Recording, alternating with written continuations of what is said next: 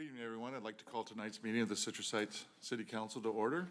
It's Thursday, August 23rd, 2018, and I'd like to begin with the flag salute and ask Christian Sadar to come up and lead the salute. I pledge allegiance to the flag of the United States of America and to the republic for which it stands, one nation, under God, indivisible, with liberty and justice for all. Thank you, Kristen. Ms. Van, would you call the roll?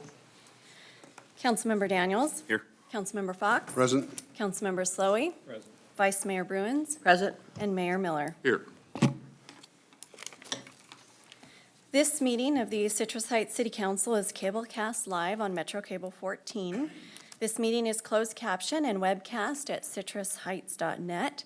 Tonight's meeting replays on Sunday, August 26th at 9 a.m. and again on Monday, August 27th at 9 a.m. on Channel 14.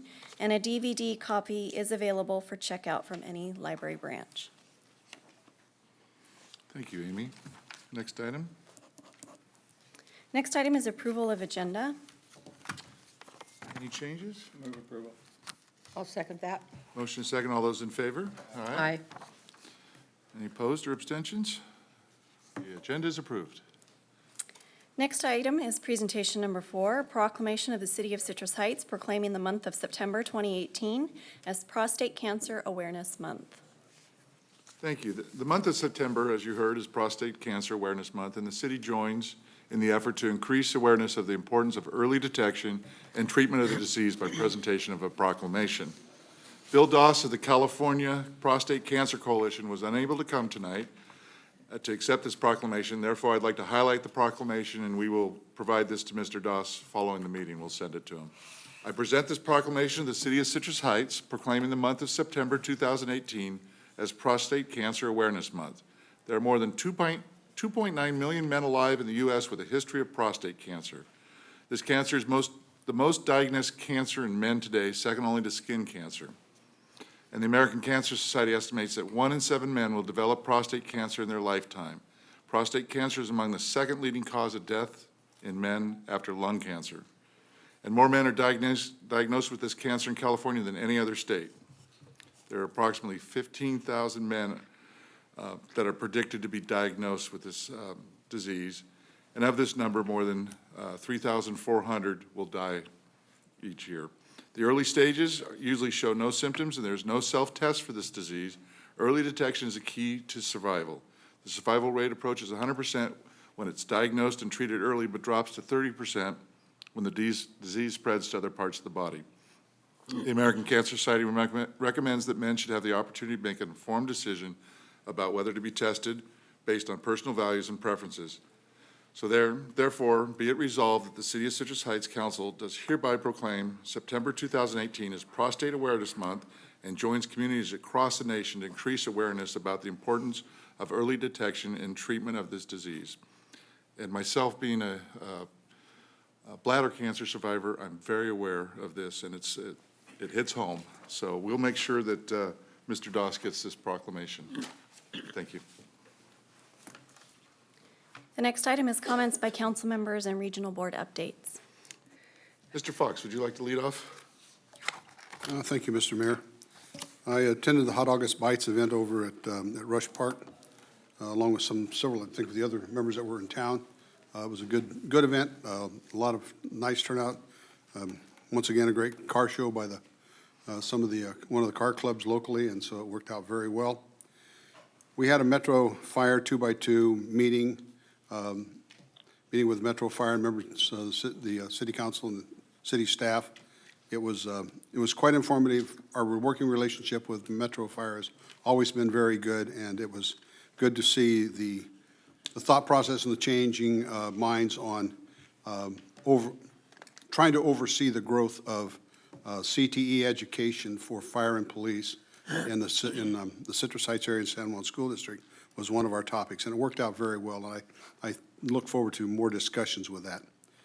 Area 11 had an ice cream social, and they invited me to attend. I met several of the folks there, and we had about an hour and a half of discussion that evening. more eating ice cream, I think, than discussion. Saturday was a grand opening of Luxury Fades Barber Shop. It's a new barber shop over in the Antelope Crossing Center. The young man that owns it is a graduate of one of our high schools, was born and raised in Citrus Heights, and part of his working staff are young barbers from our area, so they had quite a grand opening, quite a celebration. I think they're going to do very well in that location. And then today, Sacramento Air Quality, we had our meeting. One of the interesting things that they brought out is this series of fires in California, the air quality in the Sacramento Basin or Sacramento Valley is almost twice as high as the 10-year model for the previous 10 years of any of the highs that we've had during that period of time, both in particulates and in ozone emissions. So it was a very interesting discussion on how impactful those fires were and how unhealthy the air had been. We are just now getting back into the normal range and level for most of the areas around Sacramento. They're talking about new funding for clean air vehicles and expanding that program through RT and through the funding for commercial vehicles and folks working within the Sacramento city and surrounding out or eventually reaching out towards us, and the addition of electric charging stations that they're trying to put in to encourage more and more use of the clean air vehicles. And that's about it. Thank you, Al. Mr. Daniels. Yeah, thank you. Just real quick, I know that we do a really good job on potholes, just driving around, I think in comparison to other communities. But I did have an opportunity to drive by an area, 7,000 Henning approximately, and there was this very large, wide pothole, not deep, and so I was just wondering if we're doing anything to finalize maybe that effort before the rains kick in. And I've also noticed that we have a lot of cracked asphalt, and wondering if we're going to be filling that in with the oil or whatever it is before we hit the rains again. So just not necessarily an answer needed back, but just wondering if we're going to be getting to that point or able to do that, hopefully before the rain kicks in. And if somebody could go out and check that hole at 7,000 Henning, that would be appreciated. That's it. Thank you, Brett. Mr. Slowey. I'm good, thanks. Okay. Ms. Bruins. Thank you. Well, regional sand, as I reported at the last council meeting, is dark in August, so I have no report there, but I do have a few other things. First of all, we did have a PAL board meeting with Commander Jason Russo presiding. He introduced the Youth and Family Services Sergeant West Herman, who has joined the PAL and will be playing a prominent role in it as he leads the Youth and Family Services Division of our police department. And also in that role, we will be having a public safety pathway program at Mesa Verde High School, and we'll be doing a kickoff on September 4th. And that's a new program to our area high school that actually moved over from Bella Vista because it was poorly attended there. We have about a minimum of about 20 students that are juniors and seniors who will be going through that. It's a 2-year program. If they join as a junior, they can join as a senior and just take it the 1 year. But the purpose of it is to really train and enhance the interest that students have in going into some form of law enforcement. Happy to see that. Also want to announce that this Saturday at Rush Park from 10 to 2, it's free swimming for all kids that are in the PAL program. And if you have a child who isn't in the PAL program, you can sign them up there that day. We had an education 2x2 meeting, Jeff and I did, along with city manager, some of our senior staff, a couple of the board members from the school district, and their superintendent, and some of his staff. And he reported that the early indications are that enrollment is up a little bit in our schools. We're most concerned with San Juan because they have a very low enrollment for a high school. And he said they had about 50 additional students enroll at the beginning of the year. He also noted that it takes about 3 weeks, excuse me, for for the enrollment to kind of settle in. You know, they got students coming, some students leaving.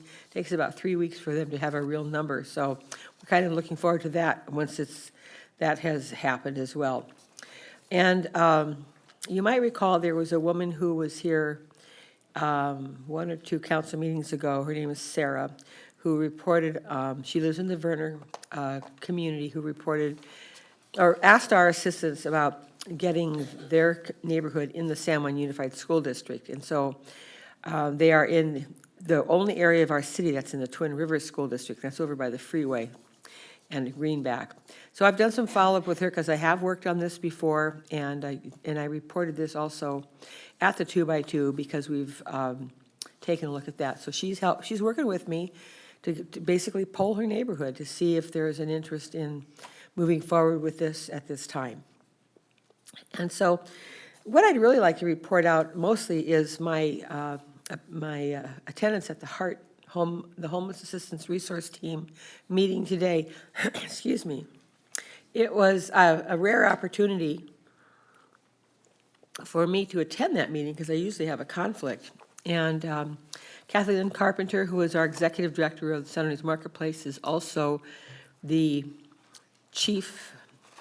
chair, I guess the chair of that committee, and has over the years taken it from just a handful of people to a very strong group of 30-plus people that attend and do the things that they do to help the homeless in our area. And there was a story, I'm going to use this pseudonym of Todd, of a young man who was there, who was a homeless student, and he showed up at the Winter Sanctuary at Celtic Cross Church, and then later was hanging around Sylvan Library looking for food, and was found by a gentleman, who I don't remember his name, who directed him to Messiah Lutheran Church because they had the Winter Sanctuary that week. From there, he hooked up with Hart, and Hart sponsored a bed for him at a place called Grace House that helps people get sober for 6 months. So he had a 6-month home that he could go to that helped him deal with his addiction, get clean, and to get a leg up on life. From there, he was connected with the Sacramento Regional Conservation Corps to go to work and to get his high school diploma, which ultimately led to being restored with his adoptive family. Now he's working and giving back, and he is 6 months sober. And I share this story with you because we see a lot of statistics, we hear a lot of statistics, but life by life, you know, people get saved from their unfortunate circumstances as we get involved and invest in their lives. And it was a really heartwarming story. Other things that happened at that meeting was Lieutenant David Gutierrez introduced Sergeant James Evans, who will be the sergeant working with the Hart team. Our navigator, Tony, announced that she's training neighboring navigators in other communities that are forming Hearts, because our program has become a model for them. The Winter Sanctuary, where various churches in Citrus Heights provide safe beds during the winter months, is being expanded from 8 to 10 weeks, and 3 weeks still need to be filled. A new program called Student Connect that I think we've talked about a little bit before is having an event, and this is for homeless students.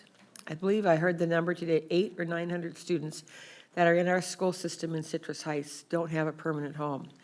And so there's an event for them on September 29th from 10 to 3 at the Advent Lutheran Church to connect them with services that will help provide for them as well. We're partnering with the Carmichael Heart for that. And then the Heart team has decided, we've done 2 stand-downs the last 2 years, have learned that many of the veterans that come to the stand-downs, most of them, in fact, do not live in Citrus Heights. And although they provide services for anyone who walks through their doors, really felt that they could be more effective if they partnered with a larger stand-down. So next year, we'll be partnering with Placer Stand-Down in Placer County, who's larger and more experienced, and then we'll provide transportation to make sure that the homeless or the veterans from Citrus Heights have the ability to get to that as well. And that will be May 15th through 17th. And finally, their big fundraiser for the year, which is the Spaghetti Feed, is November 3rd at 5:30 at the Community Center. Tickets are $20 apiece, so they're on sale. They're looking for sponsors as well as people to participate, and they're hoping to bring in about 400 people. So that's my report from Hart. Thank you. Thank you. That was very heartwarming, Oh, I appreciate that, Steve. especially the story about the young man. I love hearing That was a good one. Mr. Fox, did you have something you wanted to add? Yeah, one last thing. The Citrus Heights Police Department we have formed a foundation for the police department, and it is up and running now. We're just getting on the ground, but our first fundraiser will be, we have the tickets now available. The grand prize for it's a fundraising for the foundation itself. The grand prize is going to be luxury box seats at a concert. There's going to be Embassy Suites one-night stay included with that, with the cooked-to-order breakfast. It includes dinner at the dinner for two at the Tower Bridge Bistro, which is located in Embassy Suites. That package in and of itself is over $500. The tickets are on sale. They're available through the police department. And the drawing for the grand prize will be held on September the 18th. And there are some other prizes in the package also. So, but that was the big one. I just wanted to let you know that it is up and it is running and available. So if you can reach out to the folks in the police department and purchase the tickets to support the foundation, it would be greatly appreciated. Thank you. My turn now. A week ago, Monday, attended the regional transit meeting for the city.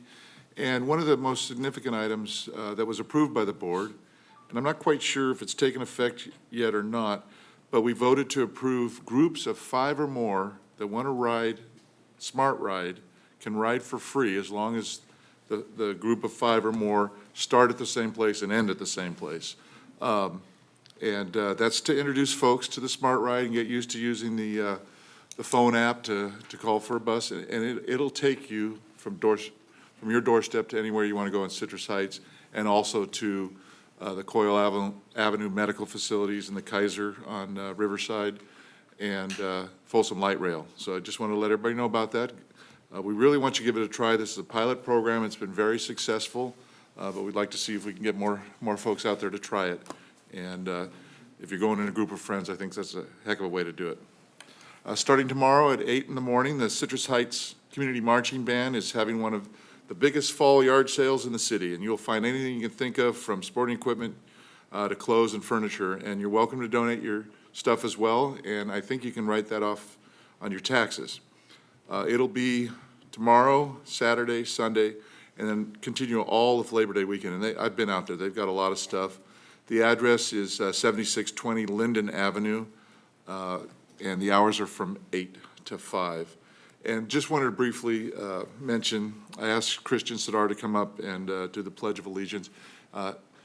He's a sophomore at Folsom High School, and he shadowed me this afternoon. You know, this job's not a full-time job, so we started at 4 and we got it, or 4:30, and we got a tour of City Hall and the police station. And it was great to get to know Christian, and he's very interested in government and history, and so I had a great time. I hope you did too. And with that, I'm done. We can move on to some more items.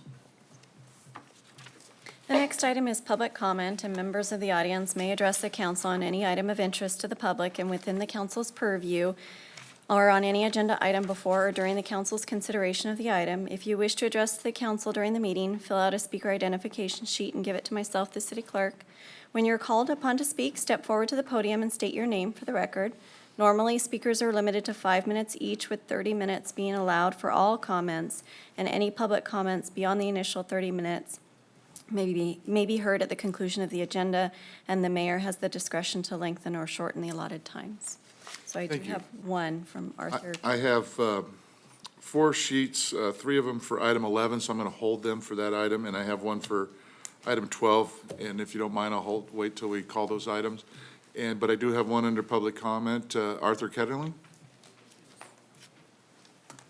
Thank you, Mayor. I was wanting to find out if sometime in the future, that would it be possible to have the Citrus Heights Messenger once a week instead of twice a month? Because I would support it, and I'm sure a lot of other people would too. And I was wanting to mention that, and I keep forgetting to ask council about that, what their thoughts were at all.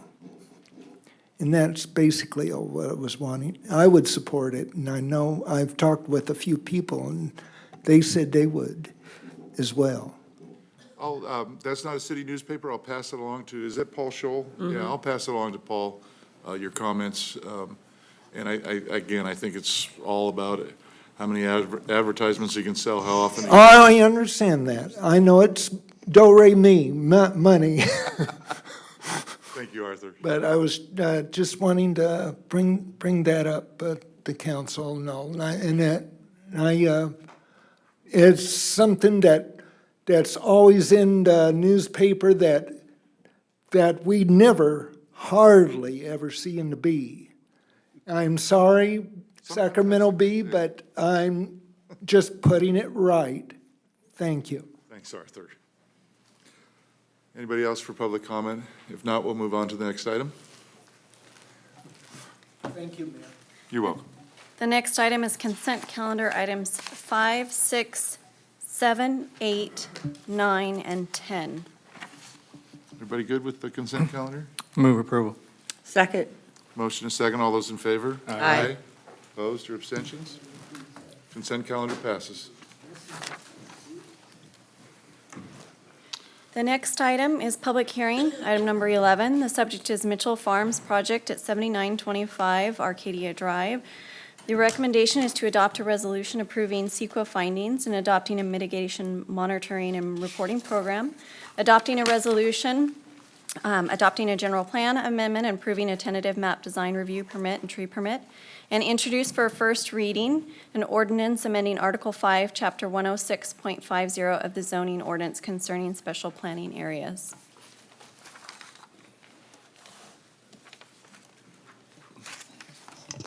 Good evening, Mayor and members of the council. Colleen McDuffie, the planning manager for the city.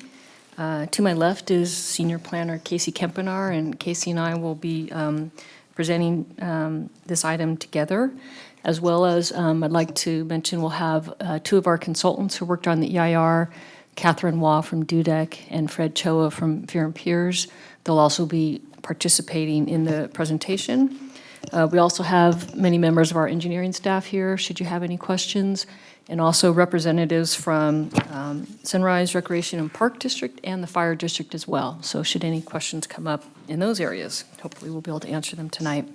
So the format for the meeting is our typical format. We'll do our presentation, council questions and clarifications, have the public hearing, and then that will be followed by council discussion and action.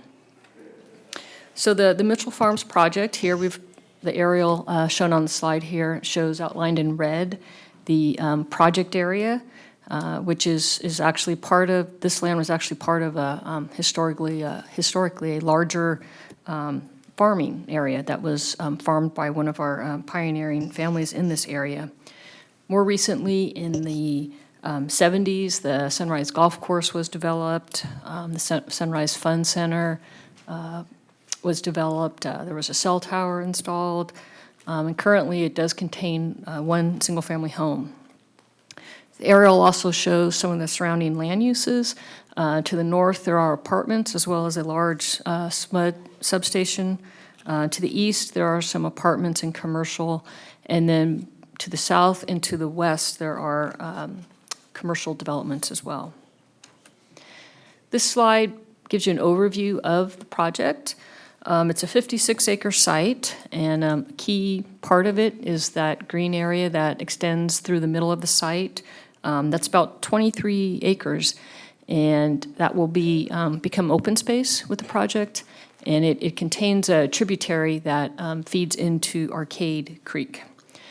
So within this development, there are 260 single-family homes proposed in 5 different villages. I did want to point out one change that came about fairly recently from maybe earlier versions of this site plan you had seen. And that was originally there was going to be a vehicular bridge that crossed the tributary. And a few months back, that was changed, and there will still be a bridge there, but it will just be a pedestrian or bike bridge, not for vehicles. So this project tonight requires approval of 5 separate entitlements, and I'll go through each of these 5 that are listed on the screen here tonight separately, and then we'll also discuss the EIR, as we're also seeking certification of the EIR tonight. So the first entitlement is the amendment to the general plan. Currently on the site, there are 3 general plan designations: open space, general commercial, and high-density residential. The proposal is to have 2 general plan designations. One would be the open space, which would reflect that green area that I pointed out on the site plan earlier.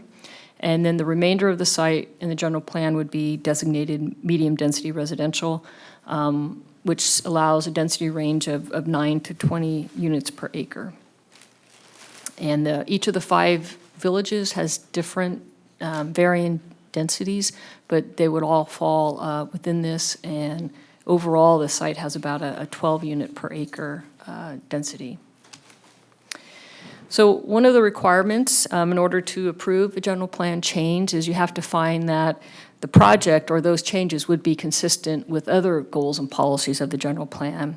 I'd included in the staff report a table listing many of those policies and goals that this project is consistent with. And I'd just like to highlight on this slide just some of the ones that are most applicable to the project. The first 2 relate to housing. Goal 24 is to increase home ownership opportunities. Policy 28.5 is to encourage a variety of sizes, design, and styles of housing. So all of these homes are proposed to be for sale units, and there are 3 different product types. So it seems that this project is consistent with those 2, with that goal and policy of the general plan. Goal 38 is to establish a system of creekside trails, passive open space, and parks for public use. And really a key feature of this project is that large open space area, which will have a extensive trail system through it. And finally, I wanted to point out Goal 8, which is to focus retail activities at major intersections. So the southern part of this project currently does have commercial designations, and by removing that, it really kind of emphasizes to keep our commercial in our major retail areas, and at the same time, bringing residential uses this close to the marketplace and this close to our major retail areas will help bolster those retail activities as well. One thing I did want to go over is some state housing law that relates to a general plan change. As you know, the city periodically we receive via SACOG our regional housing needs allocation, or sometimes we call those our fair share housing numbers. And what that is the SACOG tells all the cities, but in our case, Citrus Heights, last time we were told that we had to demonstrate that we had vacant land for 696 housing units to be built over the next 8 years. And some of that land, that vacant land inventory included this site. So that portion of the site that is currently designated high-density residential was shown in the vacant land inventory that it could accommodate 93 low or very low income units. So what the state planning law says is that before the city can approve a project that removes that removes it or develops it at a density less than what you had shown in your inventory, that you can only do it if you can demonstrate that you will still have adequate land available for your housing numbers. So fortunately, our vacant land inventory, we had a surplus of 111 units in that low and very low income category. So even with removing the 93 units from that category, we still have a surplus of 18. So based on that, it is appropriate, and we can make that finding in order to be consistent with the general plan and with the state housing law. The next entitlement following the general plan is a rezone. So currently, there's 4 different zoning designations on the site, and what the proposal is to rezone this into a special planning area. So a special planning area is a tool that we have that allows us to really sort of tailor a zoning ordinance specific just to this site. And it's appropriate to use in situations where just applying a strict RD5 or RD20 isn't the most efficient thing to do if there's some unique features of the project or unique features of the site. And really, given the open space features of the site and the design of this project, we felt it was appropriate to develop a special planning area. So we've provided for you that Mitchell Farm special planning area that will be inserted into our zoning code and will contain all the development standards just for Mitchell Farms. As you may be able to see on this graphic that's up here, there are 3 different types of housing products, the single family, the patio homes, and the paseo homes. And so the special planning area has development standards for each of those, such as minimum lot size, setbacks, heights. It also has criteria for the private streets, minimum number of parking spaces. And one of the unique things that we've included in this special planning area, and it was in response to a comment we had received during the draft DIR review period, is we are requiring that all exterior lighting in the homes and in the common areas have to meet the dark sky, International Dark Sky Association requirements. So we are recommending approval of this rezone. We do think it meets the criteria that you need in order to create a special planning area. We think it's well-suited to the site and that it would be compatible with the neighborhood. The next entitlement request is the tentative subdivision map. So the total project size is 56 acres, and the map would actually then divide that acreage into 260 lots for the homes that are proposed. There would be an additional 29 lots created, and those would be for the open space lots, as well as lots that will be owned by the HOA for common areas and private streets, private landscaping. Wanted to highlight sort of the general layout of the site in terms of the street pattern. Along Arcadia, there are 2 public streets which will intersect with Arcadia. A main one here is at the bend in the road on Arcadia. You'll see there is a roundabout proposed and a street leading into the subdivision there.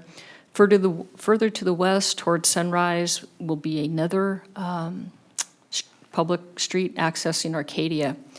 And those are the 2 main points for the southern half of the project site. On the north side, there will be one access to the site from Fair Oaks Boulevard. And I would like to point out there is also an emergency vehicle access that is proposed on the northern terminus in the yellow area here. And that would provide emergency vehicle access to, there is an existing SMUD road back there that SMUD currently uses to access the SMUD substation. And they have secured agreements with SMUD to allow them to provide their emergency access through that area.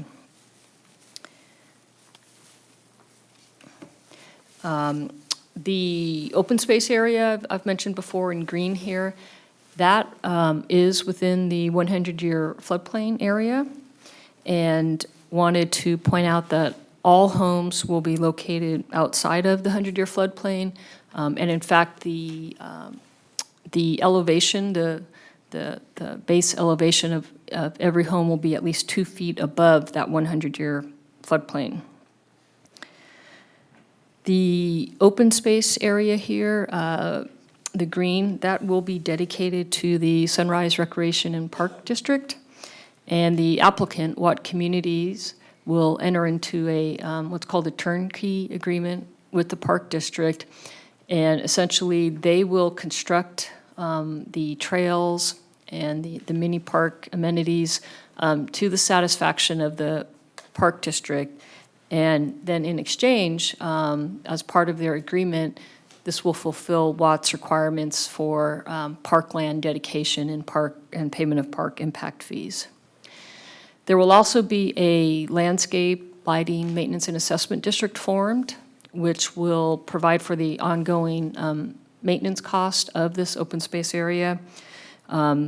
We will collect that the way we do with all of our landscape and lighting districts, and then pass that money through to the Park District, and they will use it to maintain it. This is very similar to how we structured the Stock Ranch open space area and the way our relationship with the Park District in that regard. There will be a homeowners association in these smaller lot products with different rules and requirements and parking. So there will be a HOA established for the project, and that will also establish a funding mechanism for their common areas as well. Phasing for the project is shown to be in 4 phases. The first phase will include all of the trail and park amenities, and that was something that staff wanted because we wanted to be sure that the trail was in advance of any homeowner so that it was really clear to anyone moving in about that there would be a trail here. The applicant's intent is that phases 1, 2, 3 would occur in pretty quick succession. The 4th phase is actually the current property owners, is where that house is currently located, and it encompasses about 10 lots up in the northern area. So there really is no timetable established to when those final 10 lots might be developed, because the way it's designed, that home could stay while the rest of the site was developed. The design review permit portion really is dealing with the exterior of the homes. And the first one, as I've mentioned, there's 3 different product types. The first one is the kind of more traditional single-family product, and there would be 78 of these of this product type. If you look here, the areas in yellow, those are going to be the locations for this type of product. The minimum lot size here is 4,000 square feet. The homes themselves are going to range from 1,650 square feet and to 1,970 square feet. There are 2 home types. One of them will be a 1-story model, one will be a 2-story. And each of those 2 types of home will have 2 different architectural elevations. They will all be primarily stucco, with wood or kind of a hardy board or stone accent, and they'll have 4 different color schemes. So each of these, there will be good variety provided for the homes. The second type is what are called patio homes, or you might call them cluster homes. They are located in 2 areas, one north of the creek and one south of the creek. They are the pink or salmon-colored areas. These homes will all be 2-story. They range in size from 1,640 square feet to just over 2,000 square feet. There will be 3 different types of this home or floor plans of this home, and they will also have 2 different architectural elevations for those 3 different house types. And we've provided you with the various variations of the architectural schemes in your packet. Again, they'll mainly be stucco with some stone or lap siding accent, and they'll have 4 different color schemes as well. The cluster homes are unique, and this slide here shows you a typical cluster. And so off on the right-hand side would be the public street, and then there would be a private courtyard where people would come to enter their homes from here. The interesting thing about the cluster homes is there's a very short front yard setback. Not like your typical single-family setback. It'll be very close to the street. The third type of home, they're called Paseo homes. There's 110 of these units, and they're all located in the kind of the southwest part of the site off of Arcadia Drive. They range in size from 1,460 square feet to 1,770 square feet. All of these homes are two-story. Similar to the Paseo homes, there'll be 3 different home types with 2 variations on the architecture for each home type. The unique feature of these type of homes is that all of the driveways, or garages, excuse me, are off of an alleyway. So if you can see here is an alleyway. The garages to each of the units are served off of that, and then the front doors are off of a walkway or a paseo. And in different parts of the site, the front door will either face a public street, have this landscaped walkway in front, and then there's a street.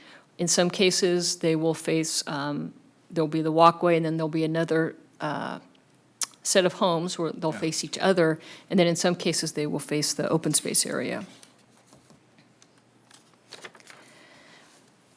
Both the patio and the Paseo homes will take advantage of a technique that's common in these small lot developments called a shared use easement. And what that does, if you look at this slide and you see the red lines would be the dashed lines or the property lines. If you see, then you'll see some shaded patterns. So the property lines are the red vertical lines, but under the shared use easements, what they do is instead of a home having 2 very narrow side yards, they say on one side of the home, that homeowner, even though technically it's his property, it's going to be fenced, and that area will be dedicated and allowed for the adjoining homeowner to use. So for building code purposes, it makes sense to have the two small side yard setbacks, but in order to create a more livable product with more usable outdoor areas, they do these shared use easements, and that creates a nicer environment for the residents.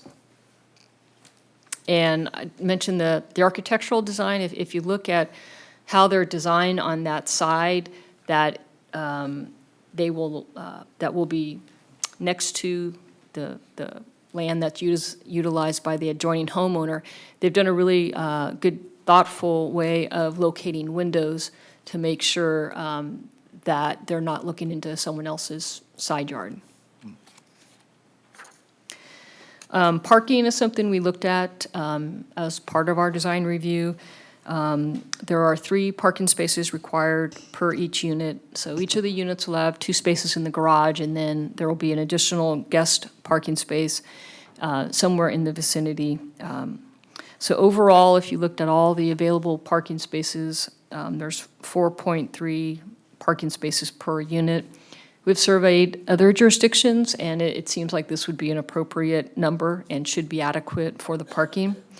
There are requirements that conditions we've placed and conditions that will be in the CC&Rs that require that the residents park in their garage and leave the guest parking spaces available for guests. So the intent is not that they would put their storage in the garage and then park outside. The intent is the residents use their garages. And there's also a requirement that the guest parking spaces are not to be used for RVs or boats, so that really they are truly available for guests.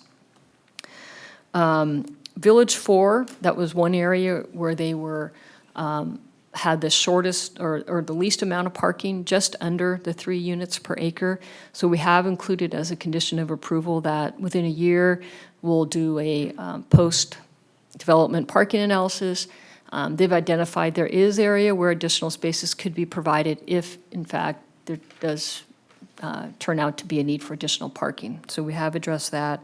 And I did want to mention that early on in the process, the applicant met with Area 9, and that was one of their early concerns, was that there was enough parking. So they early on added additional parking in response to that. Fencing, there's a masonry wall where the project abuts commercial centers. Also for the homes that back up to the roundabout and to Fair Oaks Boulevard. Adjoining the open spaces, there will be a metal or kind of wrought iron type open fence so that it will be open and it will allow sort of eyes into the open space. Paseo product, and that's the one on the alleyway with the Paseos. They will use kind of short, like a 3-foot picket fence, really, so that their front yard kind of becomes a semi-private courtyard area. Landscaping, front yard landscaping will be installed for all the units by the developer. The patio and the Paseo products will have a separated walk, kind of streetscape. So instead of, so there'll be a landscape planter between the street and the sidewalk. So that's something we're encouraged to see and we think is appropriate in those two product areas. Related to landscaping, a big part of the landscaping is the open space area. And at this point, I'm going to have Casey take over and talk about that. Thank you.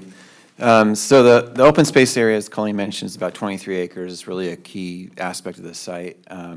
It will, as Colleen mentioned, there's homes that will front on the open space, so it'll be an attractive feature, but also it'll be a recreational feature.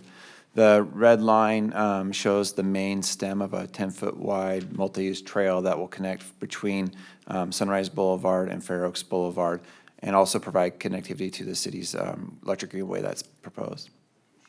There's a series of other smaller trails that provide connectivity, so all the villages have access to the main stem trail, and so folks can make circles and walk through the open space. The open space is more passive use. It's not going to be developed with soccer fields or anything like that. It'll be largely natural. There are a few locations where there are park amenities, small tot lot type parks, and picnic amenities in the blue circles there. But other than that, it's mostly going to be left natural, and it'll be, the trail system will be similar to what's across the street at Arcade Creek Park Preserve.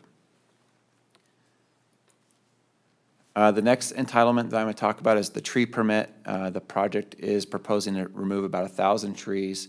A number of those are already dead and dying trees, so under our ordinance, they don't require mitigation to be replaced. Another 400 of those trees that are to be removed are, we're currently rated fair to poor, so it means they're kind of on the cusp whether they need mitigation or not. So there'll be an additional arborist evaluation to take a look at those trees before they start any grading or anything to determine if those need to be mitigated or not.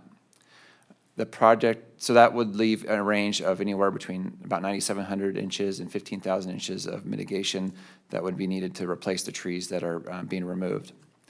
As part of the mitigation, the developer is going to be planting about 2,000 trees throughout the project site, and that includes oak saplings as replacement for oak woodland, as well as trees within landscape parkways and yards and more decorative trees.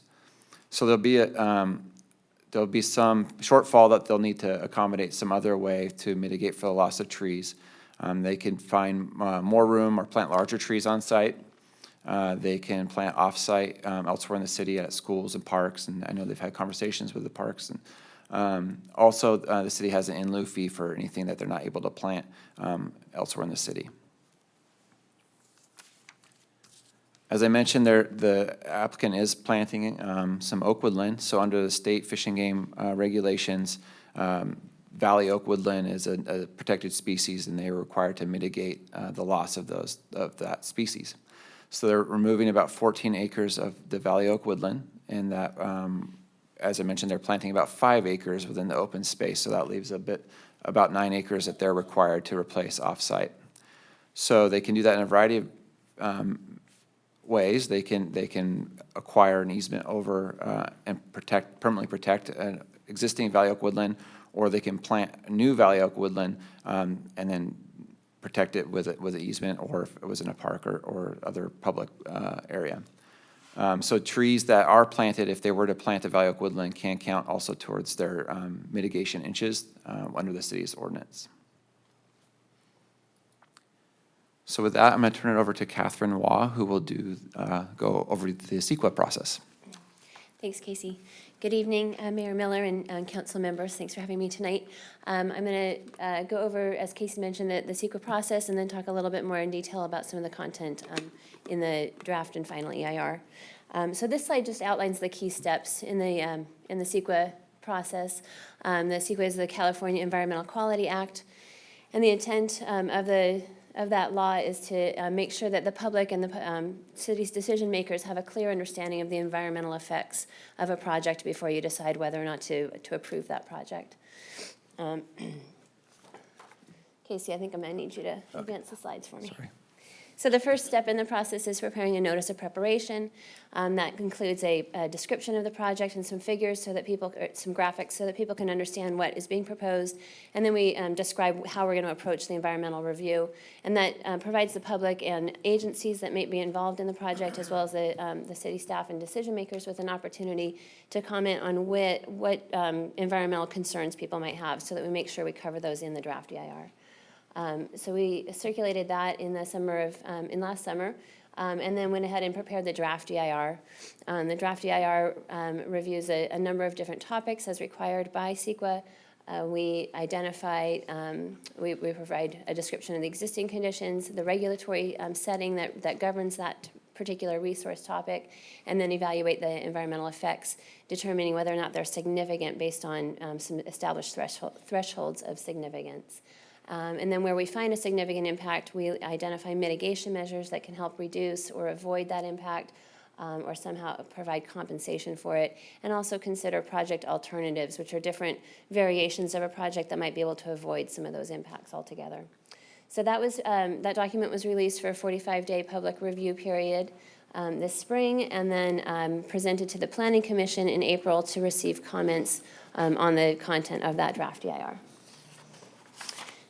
Within the draft EIR, we identified a range of potential environmental impacts and provided mitigation measures for each one, so that we were able to conclude that all of those mitigation measures, if implemented, would reduce the project's impacts, so that there are no remaining significant and unavoidable impacts.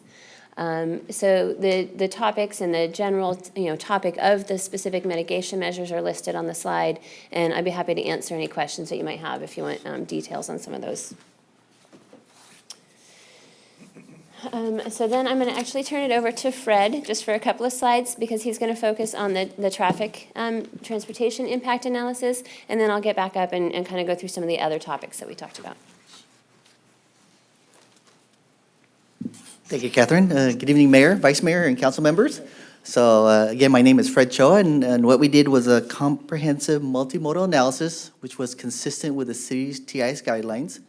So in the graph, the figure you see here are the intersections that we evaluated. There were actually 12. 3 of them are not shown under this graphic. They're actually north on Fair Oaks and on Sunrise at Old Auburn Road in Antelope. And as part of that, we looked at not only cars, but also transit vehicles, trucks, pedestrians, and bicyclists. And the impacts were analyzed both under existing conditions, so near term, but as important, under cumulative conditions, to see, again, the full build-out of the city of Citrus Heights and other areas and their effect with the project on level of service, safety, and then project access, on-site circulation, and then lastly, construction impacts, near term in terms of building the phases and the development as it builds out over the course of the development timeframe. So next slide, please. So in terms of impacts and mitigation measures, there was actually 2 that were identified to be developed and implemented near term in terms of construction traffic management plan. And the first one was at the intersection of Sunrise and Arcadia, was to lengthen the southbound left turn from 235 feet to 285 feet. The second one was to lengthen the eastbound left turn at Greenback Lane at Fair Oaks, again, access to the other part of the project. So it's the eastbound left turn from Greenback, turning north onto Fair Oaks Boulevard. That would also be lengthened from 225 feet to 315 feet. Both of these would be constructed as part of the construction traffic, but again, once the project is built, those 2 improvements are in place for perpetuity. Also, there are improvements at Fair Oaks Boulevard and Street A to accommodate left turns, and that'll be the next slide, please. And so that looks at the slide on the right-hand side is looking at providing access from Fair Oaks through a channelized, it's called a gullwing. So you would, as you're traveling northbound on Fair Oaks, there would be a protected left turn to access that project driveway or project roadway, public roadway. And also exiting, you would have the opportunity to either make a left turn into a protected island as you merge with traffic going northbound on Fair Oaks, or turn right and onto Fair Oaks as you travel towards Greenback Lane. So I wanted to spend a little bit of time on terms of the roundabout. So you'll see here, actually we looked at working with the city and the project applicant, what type of intersection control would work best at Arcadia and Street B. And collectively, we determined a roundabout really for three parts. First, if you look on the screen, there's actually provides pedestrian crossing on both the west leg, the north leg, and the south leg. Those are those crosswalk locations. So that provides a safe crossing location for pedestrians as they're leaving the project site, crossing Arcadia, and then traveling southbound towards Greenback Lane, or also potentially going westbound. On the north side, you'll see as part of the project, the Paseo connects to that crosswalk location and provides a safe location for pedestrians across at this intersection. Second part, we also looked at the roundabout is really slowing traffic down, not only for cars, but for transit vehicles and trucks. And you'll see on here, this is actually the largest truck that would be used on this roadway. They're STAA, or state, they're actually larger than a transit vehicle, larger than California legal. And this shows on the graphic how the truck would traverse the roundabout going both eastbound to southbound, and then also northbound to westbound. So the largest truck that could use this roundabout, when there are occasional deliveries, whether it's at locations on the street, or even as people are moving in, can safely traverse this roundabout itself.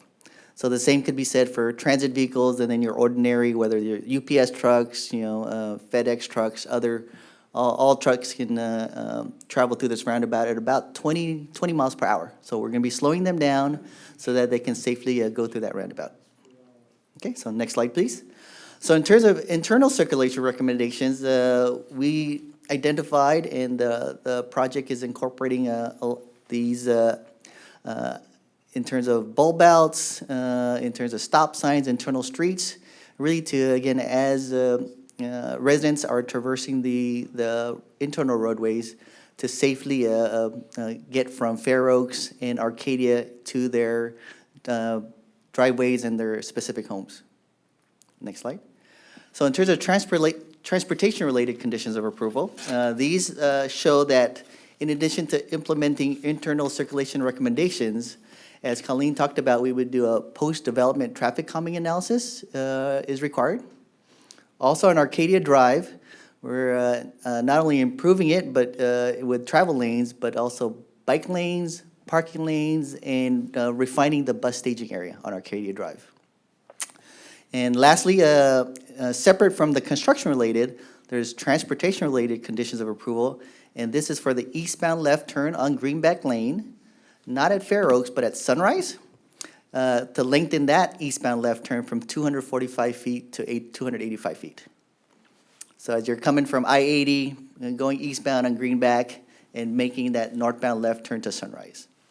And lastly, as a complement to that improvement for the eastbound left turn at Greenback, is installing speed humps and associated signing and striping on Sun Hill Drive and Birdcage Street as part of the transportation-related conditions of approval.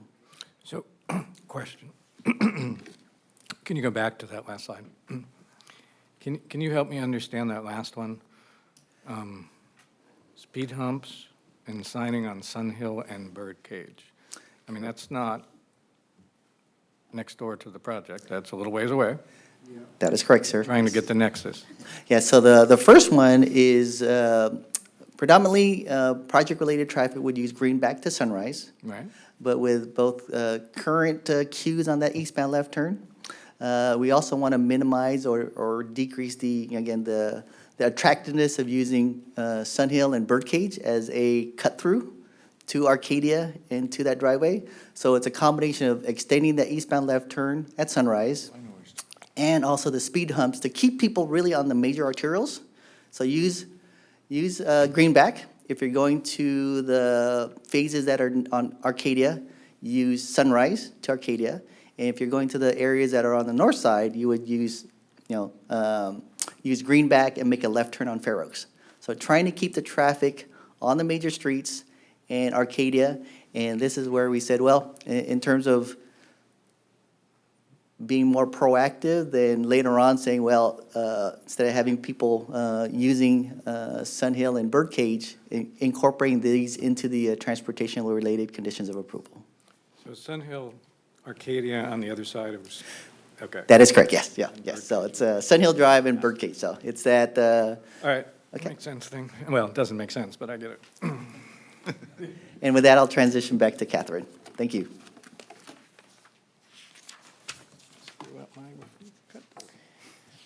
Okay, so I had explained kind of how we got through the draft EIR and presented it to the Planning Commission, and then we received some comments on the draft EIR from a couple of public agencies and some of the members of your community that wanted clarification or elaboration on some of the points in the draft EIR. So in that final EIR, we provide those responses to the comments. We also discussed the circulation modification, which, as Colleen mentioned, there was originally a bridge that would cross the project site, would be a vehicle bridge, and has been modified to just accommodate pedestrians and bicycles. And so we discussed that in the final EIR, and I'll go into a little bit more detail about how that changed some of the conclusions in the EIR. And then we also, just in the process of making those responses to comments, we noticed just a few minor things in the draft EIR that could use clarification. So we went ahead and made those text changes and presented those as part of the final EIR as well. So now on the next slide, I'll go into a little bit more detail on the comments that we received and those responses. So we had gotten 7 individual letters. We had received verbal comments at the Planning Commission hearing, and then we also, in the final EIR, we provided a summary of the topics that the Planning Commissioners talked about and elaborated on some of those issues. And then you see here on the slide the key topics that were raised in those comments, and therefore what's the body of the responses to comments in the final EIR. So then on this slide we go into a little bit more detail, or these next couple of slides on that circulation modification. So again, it was the Street B bridge. The width of it has been proposed to be reduced so that we'll only accommodate the pedestrian and bicycle traffic as part of the trail network and not as part of the vehicle circulation network. And so then on the next slide, you can see that the traffic that maybe would have come from Arcadia up to the northern portion of the project site, all of that traffic would have to be sort of rerouted. And so Fair and Pierre's, Fred's firm, recalculated the turning movements, how many cars would be coming up Fair Oaks and into the project from Street A, and how many cars would remain at the Arcadia entrance point. And so on the next slide, I summarized the changes in the number of trips that would be passing through the intersections that would be most affected by that change. So you can see that the greatest change was the addition of 21 and 22 trips into the project site access there at Fair Oaks and Street A. In terms of the streets, the existing public intersections at Greenback and Arcadia and Greenback and Fair Oaks, we had, just below 20, or for Greenback and Fair Oaks, 21 additional trips in the PM peak hour. And so those additional trips did not change what the level of service would be at any of those intersections. So there would be a slight increase in delay, but not enough to cause the level of service to change from the existing level of service to drop by a letter grade. Question. Yes? Back to that last slide, please. Colleen, thank you. So AM and PM, I get that. But what is the time gap for, take the first one, is it per hour?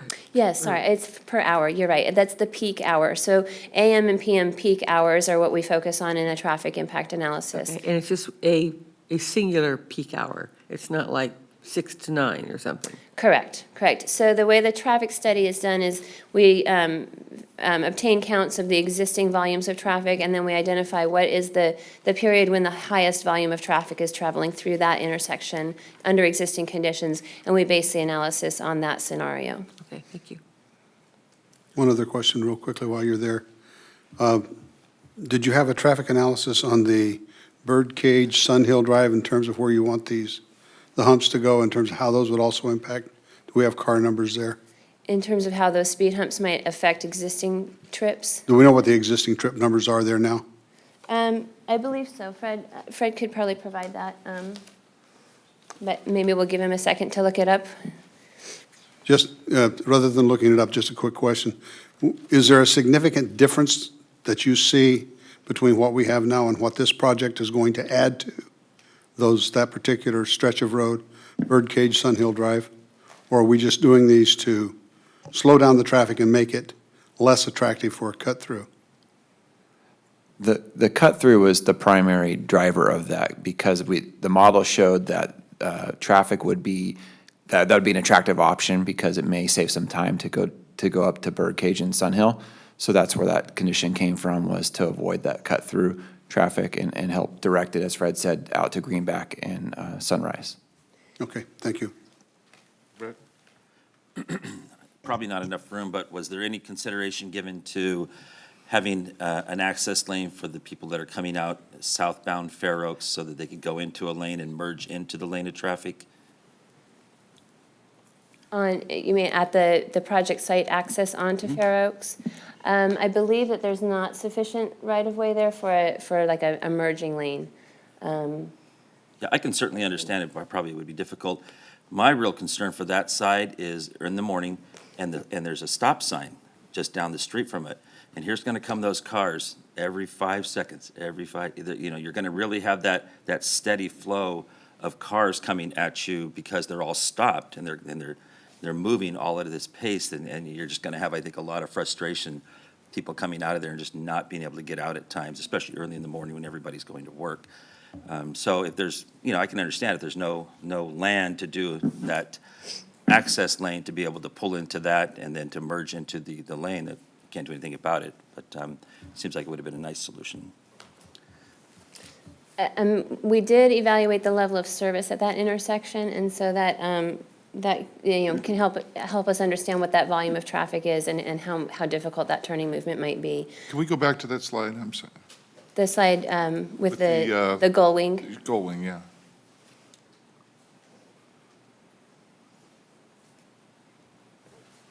So there's no room, isn't that project property where that 130-foot is? Isn't that what you're talking about, Brett? Absolutely.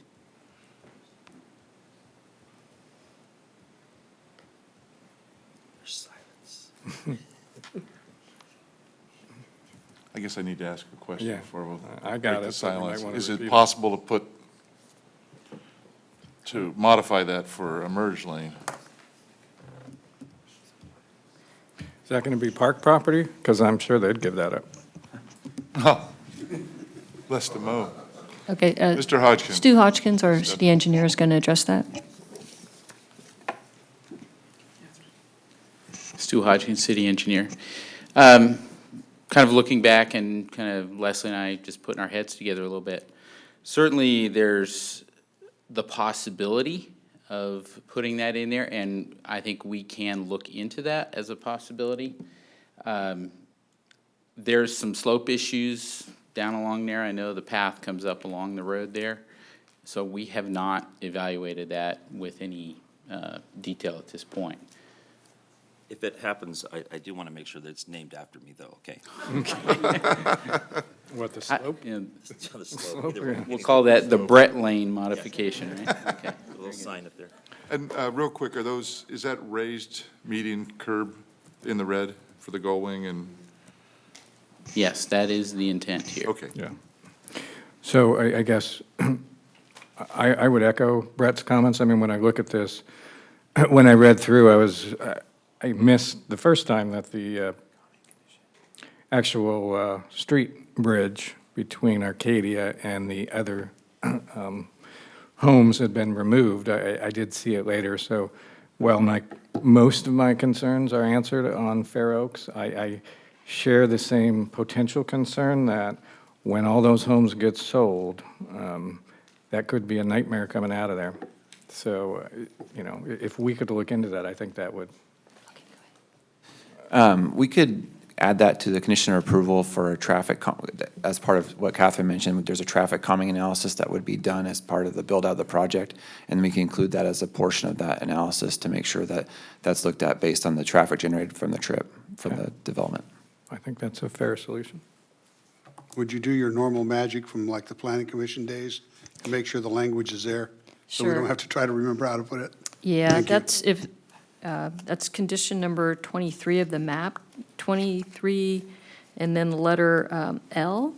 So, yeah, we could, if the council desires, right now it says, 1 year after, we'll do the traffic calming analysis, and that it shall evaluate the effectiveness of the traffic calming measures installed by the project and see if any additional ones are needed. We could add a sentence that would say, this analysis should also evaluate the intersection of the street with Fair Oaks and evaluate whether any additional verge lane is required, something like that. That answers my question. Thank you. Thank you, Colleen. And Catherine, you can get us cut back on track here. Okay. Casey, I'm not sure I had done, well, I think we have talked about it, but that, yeah, so this slide, so again, it would, the proposal was to reduce the width of that bridge, reduce it to only accommodating the pedestrian and bicycle traffic. And the conclusion was that, we looked at the number of trips that would be added to those 3 intersections and found that it does not change any of the intersection levels of service. But there was a potential construction impact due to the queues, and that was one of the turn lane lengthenings that Fred had discussed, to make sure that there is a sufficient room to accommodate left turn movements to access the project from Fair Oaks Boulevard. So then, as I mentioned, we had found the need to make a few modifications, to the text in the draft DIR as we were responding to comments. One was that one of the commenters had provided some information regarding the potential health effects from lighting, particularly the color spectrum that some of the newer lighting standards use. Yeah. And so we added some of that analysis to the draft DIR to make sure that that's, part of the public record for this project. The project, it proposes to comply with the standards that commenter had suggested. We also added just some minor changes to the mitigation measures to make it really clear when they apply and how the city staff can make sure that they're implemented correctly. And then we found that as we were looking through the noise mitigation measures that we had overstated the impact in one location, and that there's really not a need for a sound wall. So I think Colleen had mentioned earlier that there are 2 locations where a sound wall would be provided. One is at the Fair Oaks Boulevard frontage, right where we were just talking about the need for looking at whether a merge lane is necessary there. Another one is right adjacent to the roundabout, so those 2 or 3 houses that back onto the roundabout to make sure that they're not receiving too much noise from all of the traffic that would be passing through there. The third one that we had identified in the draft DIR was over here on the western side of the project site, adjacent to the commercial center. And when we looked again at the way that the Paseo lots function and where the residents would be in their, what outdoor space they would be using within that lot and how it's relates to the alleyway versus the Paseo that's, where their front door actually faces, we found that this sound wall that we had originally identified really isn't necessary. And so we were able to remove that from the mitigation requirements. Colleen, don't typically we require a sound wall when we have residential up against commercial? Yeah, in a common boundary, yeah. And so that's already shown on the plans that they will, so for example, where you're next to the Staples side, not commercial, there is a masonry wall there. Okay, so go back to the last picture. So the part that's circled, is there? Yeah, those are being required in order to meet our noise ordinance. Okay. So the noise So where on ordinance is that driving that. circle is sound wall between those homes and the commercial property? Is Along that- this property boundary here, it will Okay. extend. And then also on the south end down here as well. But again, going back to the circle, if you take out the red line, you have a sound wall running north to south between the homes and the commercial? Right, I would say it would probably extend, this is where the lot is here. So wherever there's a parking area here, so from the point of the garage north, next to the commercial, we'll have a masonry wall. How much feet are we talking? Not the part on Arcadia, the part that goes parallel to Sunrise. Let me grab the plans. Okay. I'm just curious, it seems like we're,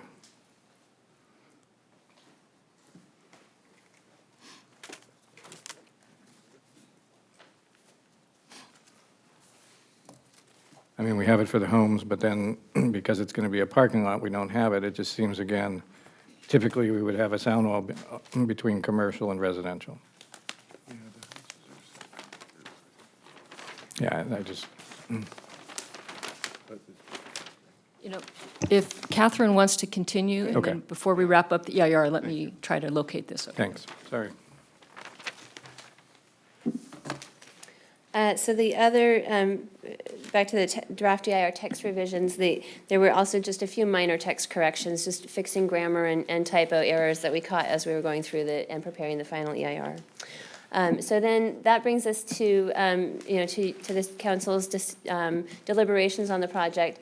CEQA requires that in order to certify an EIR and approve a project, that you also need to adopt something called the CEQA Findings of Fact, which provides a detailed accounting of the process that we went through to prepare the EIR and really focuses on where we found significant impacts, what mitigation measures were identified to reduce those impacts, and why those mitigation measures are effective at reducing those impacts. And then the companion document to that is the mitigation monitoring and reporting program. This is basically just a great checklist for city staff as they're reviewing project plans and before permits, grading permits and building permits can be issued, making sure that all of the mitigation measures have been implemented at the correct time and have achieved the correct performance standards so that we're positive that we are avoiding or reducing those impacts to a less than significant level. And so then that brings us to the Planning Commission discussion, which I think Colleen was going to summarize. Right. Yeah, and, Councilmember Slow, I'd say it's shown right now, you'd probably start at about 20 feet back of Arcadia. But if that's something the council wanted to bring that closer, we could. But as of right now, it would start about 20 feet set back from Arcadia. Okay, all right, I'll address it in my comments in a little bit, thanks. Okay, so just trying to wrap it up here. The Planning Commission met on July 18th. They recommended approval to the project to the council on a 5-1 vote. Just wanted to highlight some of their comments for you. I think those first 3 bullets here would kind of summarize the comments on why most of the commissioners supported the project. They felt it was consistent with the general plan. They liked that it was a walkable community. They felt it would help support the Sunrise Marketplace. I think the open space feature was really important to many of the commissioners. They think it's going to be a really great asset, not only to this development and these residents, but to other residents in the city who might want to take a walk, or residents of the nearby apartments. They can also take walks, utilize that open space area, because that will be public. It's not just for the residents of this development. And then the third thing many commissioners commented on was, there is a great need for housing, and they recognize that this type of housing mixture with smaller lots for some of it is a trend. And while they, not all of them may want to live in that particular type of development, they do know that that is a trend, and there's a great demand for housing overall in the city. So those are some of the comments for why the commissioners were in support of the project. On the issue of speed humps, that was something they talked about, and they were sort of split on the speed humps. The commissioner who voted against the project does not like them, but several other commissioners noted that they were aware that, understood the potential cut-through issue, and they did feel that the speed humps would help minimize the cut-through issue. The commissioner who voted against the project, one of the reasons cited was that the bridge had changed, that was no longer going to be the vehicular bridge, and he felt that would be an inconvenience to the residents who lived on the north side of the creek. Other commissioners, on the other hand, felt that removing it as a vehicular bridge actually will make the project itself better, and they'll make it safer and a better environment for the residents who live there. One commissioner noted that he had concerns about the congestion of the site and some features of the layout. The roundabout was discussed, concern about whether buses and trucks can make it through, and I think we already addressed that tonight, and we've demonstrated that it's been designed in a way that to ensure that those types of vehicles can get through. The final item they spent a little bit of time talking about, there was some discussion about should there be an additional pedestrian crossing of Arcadia Drive. So right now, residents of the development could cross either down at Sunrise and Arcadia at the signal, or as we pointed out, and when you looked at the roundabout, there's some pedestrian crossings in there that would provide a safe way for pedestrians to cross. Some of the commissioners were wondering if there should be an additional crossing down near Street C. That's the other street that intersects with Arcadia. But our engineering staff and our traffic consultant addressed that, and they really had some safety concerns with that for a number of reasons. They feel that an additional crosswalk in between those two areas would not be safe for pedestrians. One of the main reasons is that there's some limited sight distance issues at that intersection of Street C, as it's called, with Arcadia.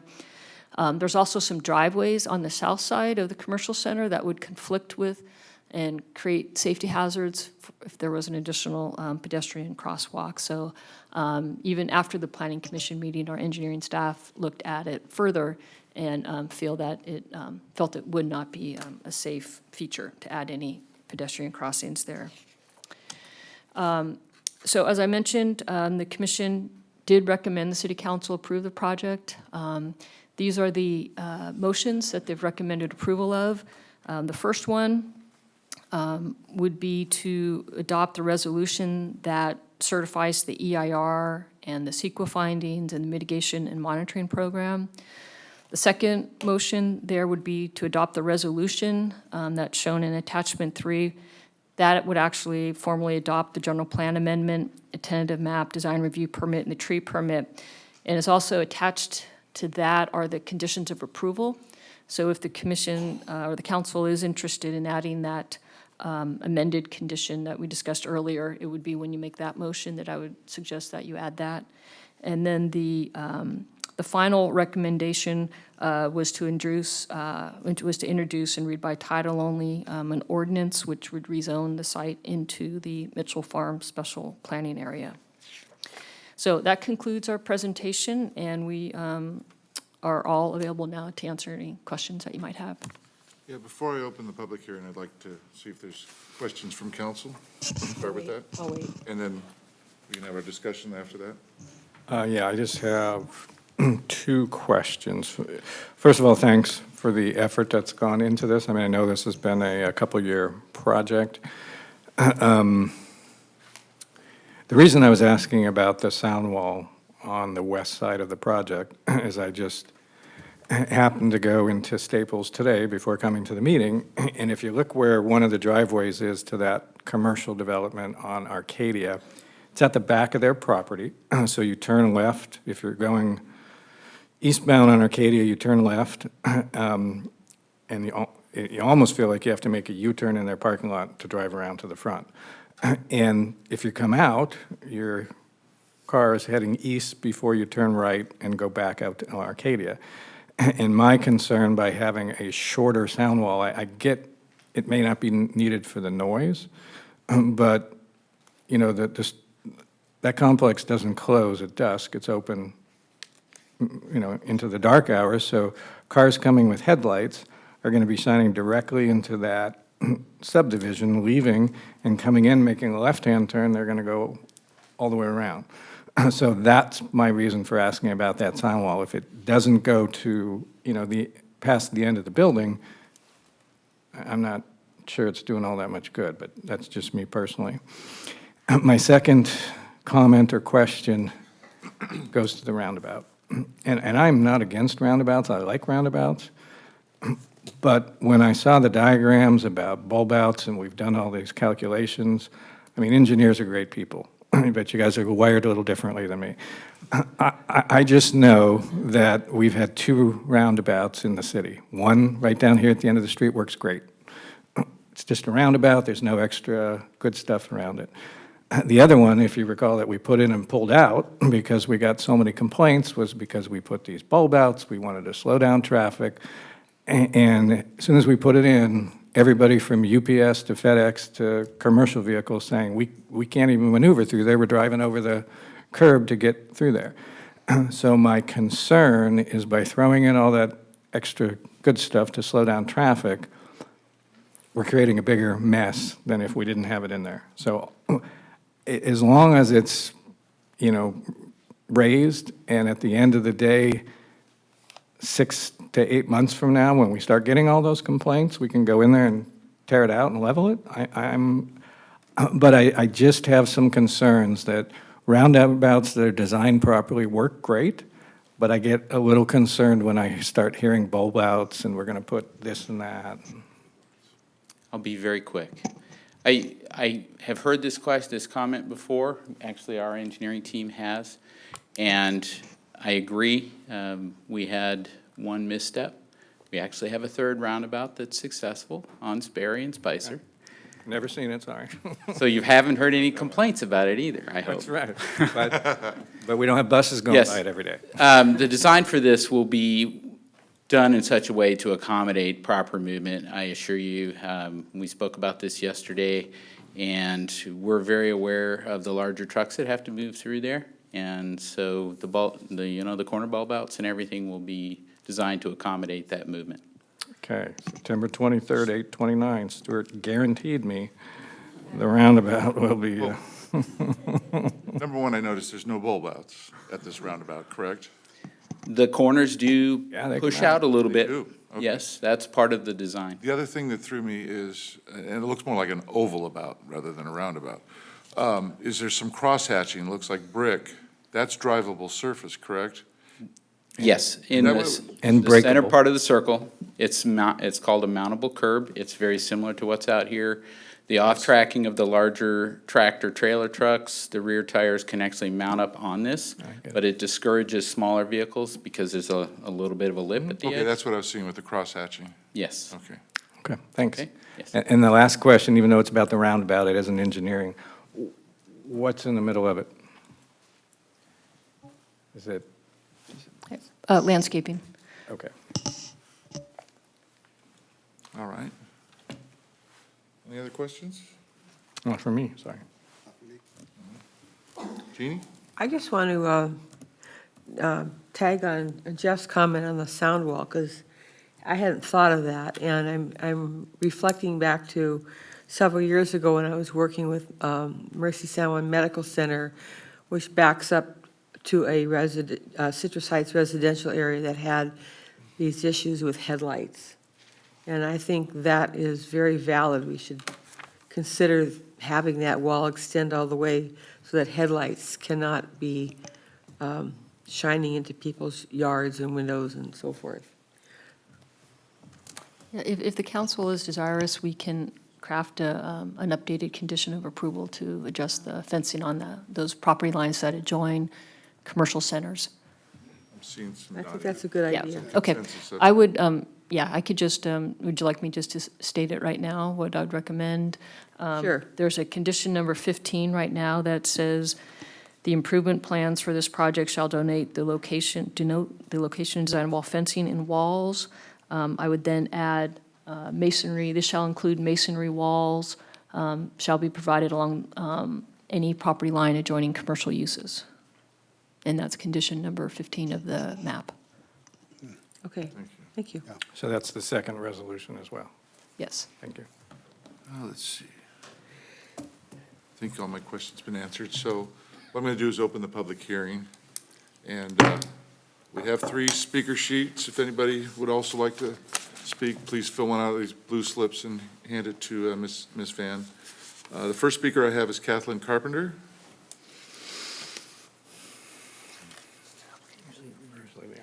I was going to do them after, but okay. You want to do me after? No, that's fine. Sure. I've been corrected. Usually the applicant goes first. So forgive me. You don't look like Catherine. No. Good evening, Mayor, Vice Mayor, and members of council. My name's Kevin Webb. I'm the Division President for Watt, Northern California. We're excited to be before you tonight. We've been working on this thing for almost 2 years now. And the project we're presenting to you is a culmination of a vision made possible by our team of talented planners, architects, engineers, and lastly, the city's planning staff. We've created a new community focusing on high-quality livability, access to surrounding amenities. Our company, Watt Communities, is a 70-year-old private home building company. By being private, we're able to focus on doing things right and building good homes. Tonight, my entire team, we're here to answer your questions, and we'll be available after your public comment. Thank you. All right, now I'd like to ask Kathleen Carpenter to the microphone, and Catherine will be followed by Ms. Nancy Graham. Evening, Mayor, council members, Kathy Lynn Carpenter with the Sunrise Marketplace. I'm here this evening on behalf of our 80 property owners and about 430 businesses in the district, and we have discussed this at our board meeting. We've discussed the project. Mr. Webb has been to the board meeting and addressed the board and any questions they had, and we look forward to him updating the board as we progress through the project to keep us informed. So we support the project. Any kind of new rooftops addition will help us attract businesses, helps bring families, younger people and families starting out to Citrus Heights. And I do appreciate, you may remember that we worked with Stu a few years back and advocated pretty aggressively for the Star route, so very happy to see that being kept in place. It is important. It is the only way, that particular road, for deliveries, for businesses like Batteries Plus, and that's why I worked so hard to make that, when they changed that route, to make sure that those deliveries could still come through. So they do use that quite a bit, just by the way, and so that is important. We have also been working with Stu, and I just want to make sure that we are, and I'm sure we will be, because we always are, just kept in the loop. Some of those traffic improvements will be somewhat impactful to the district. The turn lane extensions and things will certainly be impactful. So we just want to make sure we're kept in the loop, and, we work with Stu closely on that, and we appreciate that. We would appreciate having some comment or feedback on the removal of the palm trees out of median number 5 and the Sunrise Arcadia turn lane extension, and some ability to comment on the relocation of those palm trees. Also, some comment on any relocation or movement that might happen of the 3-dimensional signage that we have, the branding signage that we have at Fair Oaks, Greenback and Fair Oaks. So just as you're making that turn, they're like right in the middle of the road. They're like 3 kind of metal banner looking things. So anyway, we appreciate being kept in the loop on that, on those things. Otherwise, we're super supportive of it. As someone who lives across the street, so I live in the gated community directly across the streets called Marquis at Fair Oaks.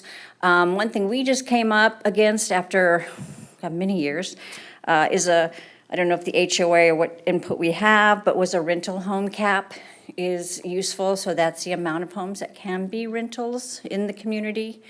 Capping that is a handy thing to do. And then just looking forward to the sidewalk improvements. Many people, if you go across that road, I walk it many times up to Greenback, and just sort of on the edge of the dirt there. It's very dark, it's very dangerous. I walk it all the time, and so I'm looking forward to those sidewalk improvements, and very much looking forward to the open space and walking my dogs over there as well. Thank you. As long as you clean up after. Yeah. Nancy Graham, followed by Mr. Norman Hill.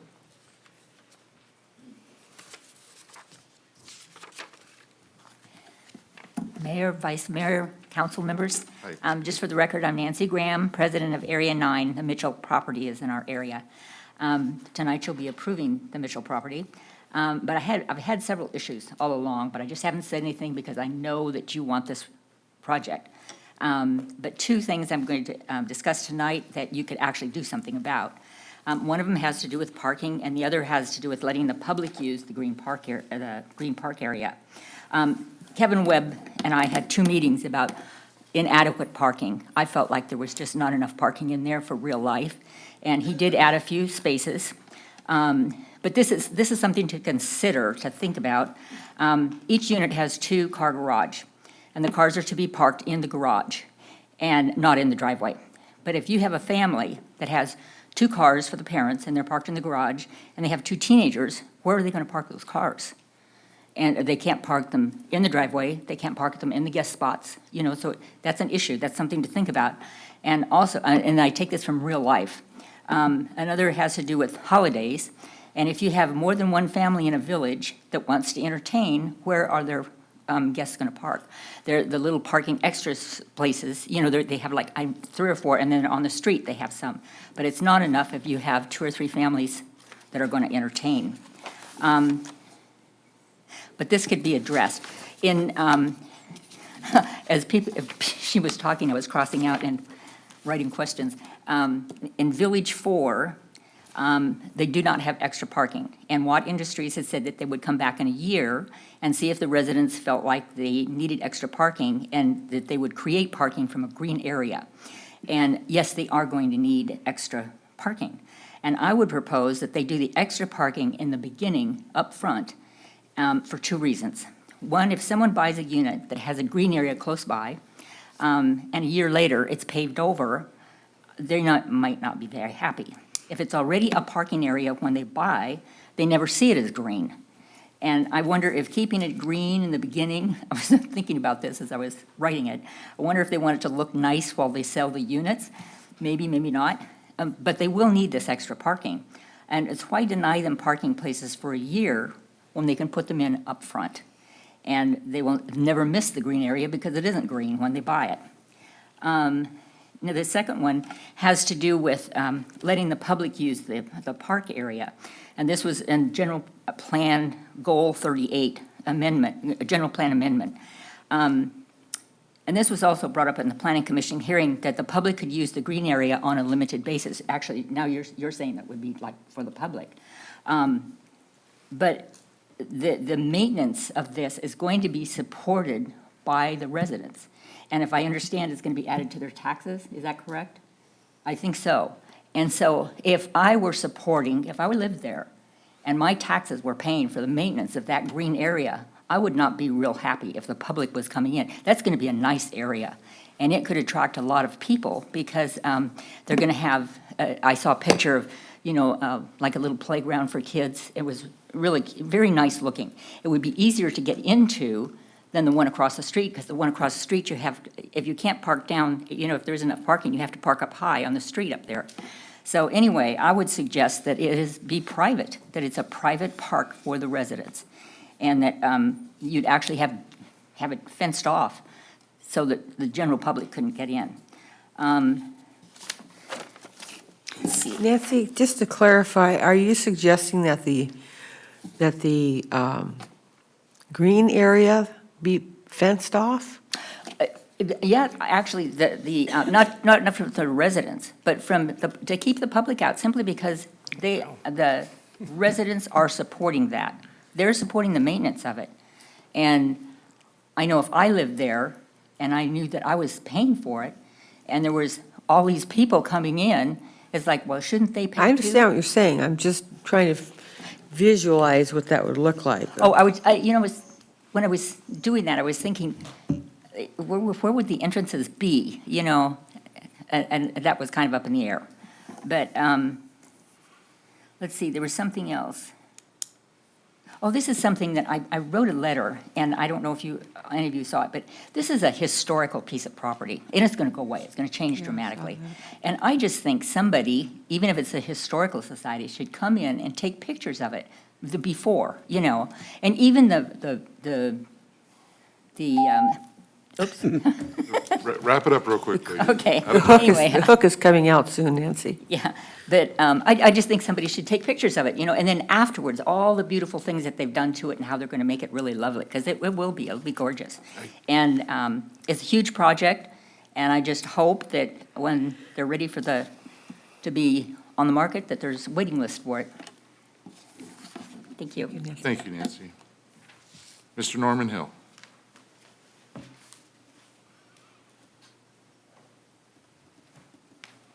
How are you? Yes, fine, thank you. Mayor, Vice Mayor, and council members. I am Norman Hill, a resident of Citrus Heights.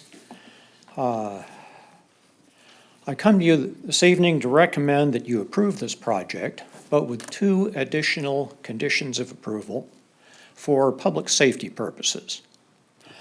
The first would be to require fireproof materials for roofs and sidings, and the second being to raise the ground floor levels from 2 feet, as currently proposed, to 4 feet above the theoretical 100-year flood line. With fire, wildfire concerns are no longer limited to wildlands.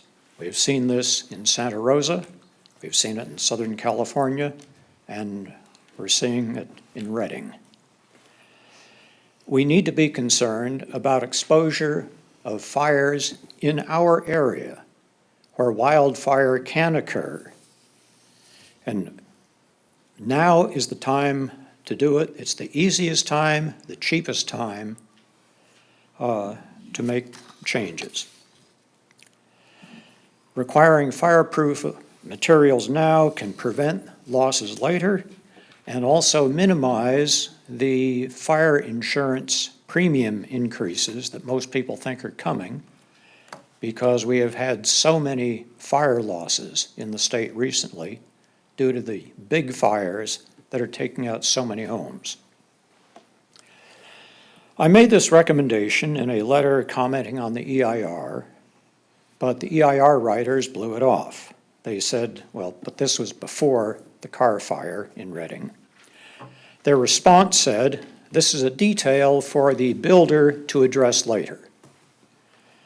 But I think, no, the cheapest and easiest time to take this on is right now, when you have the discretion and the ability to shape this project. So for the interest and safety of future residents, I urge you to require fireproof materials now for roofs and siding. With regard to flood protection, I'm not saying don't build this project. I think we all agree we need housing. I urge you to require that the ground floor levels be 4 feet above the theoretical 100-year flood line instead of just 2 feet. A higher floor level will reduce the likelihood of flooding and protect the residents and reduce the property losses. Now, you may think that the residents are protected by the current theoretical 100-year flood line, but that is based on looking back at our history, our experience, and the data isn't all that good, but it's based on that theory. But the problem is that climate change is changing the data. Instead of being this level, we find temperatures, storms, storm severity increasing. We are not at a new normal. Things are still changing. Things have not plateaued yet. We don't know where we're going to be.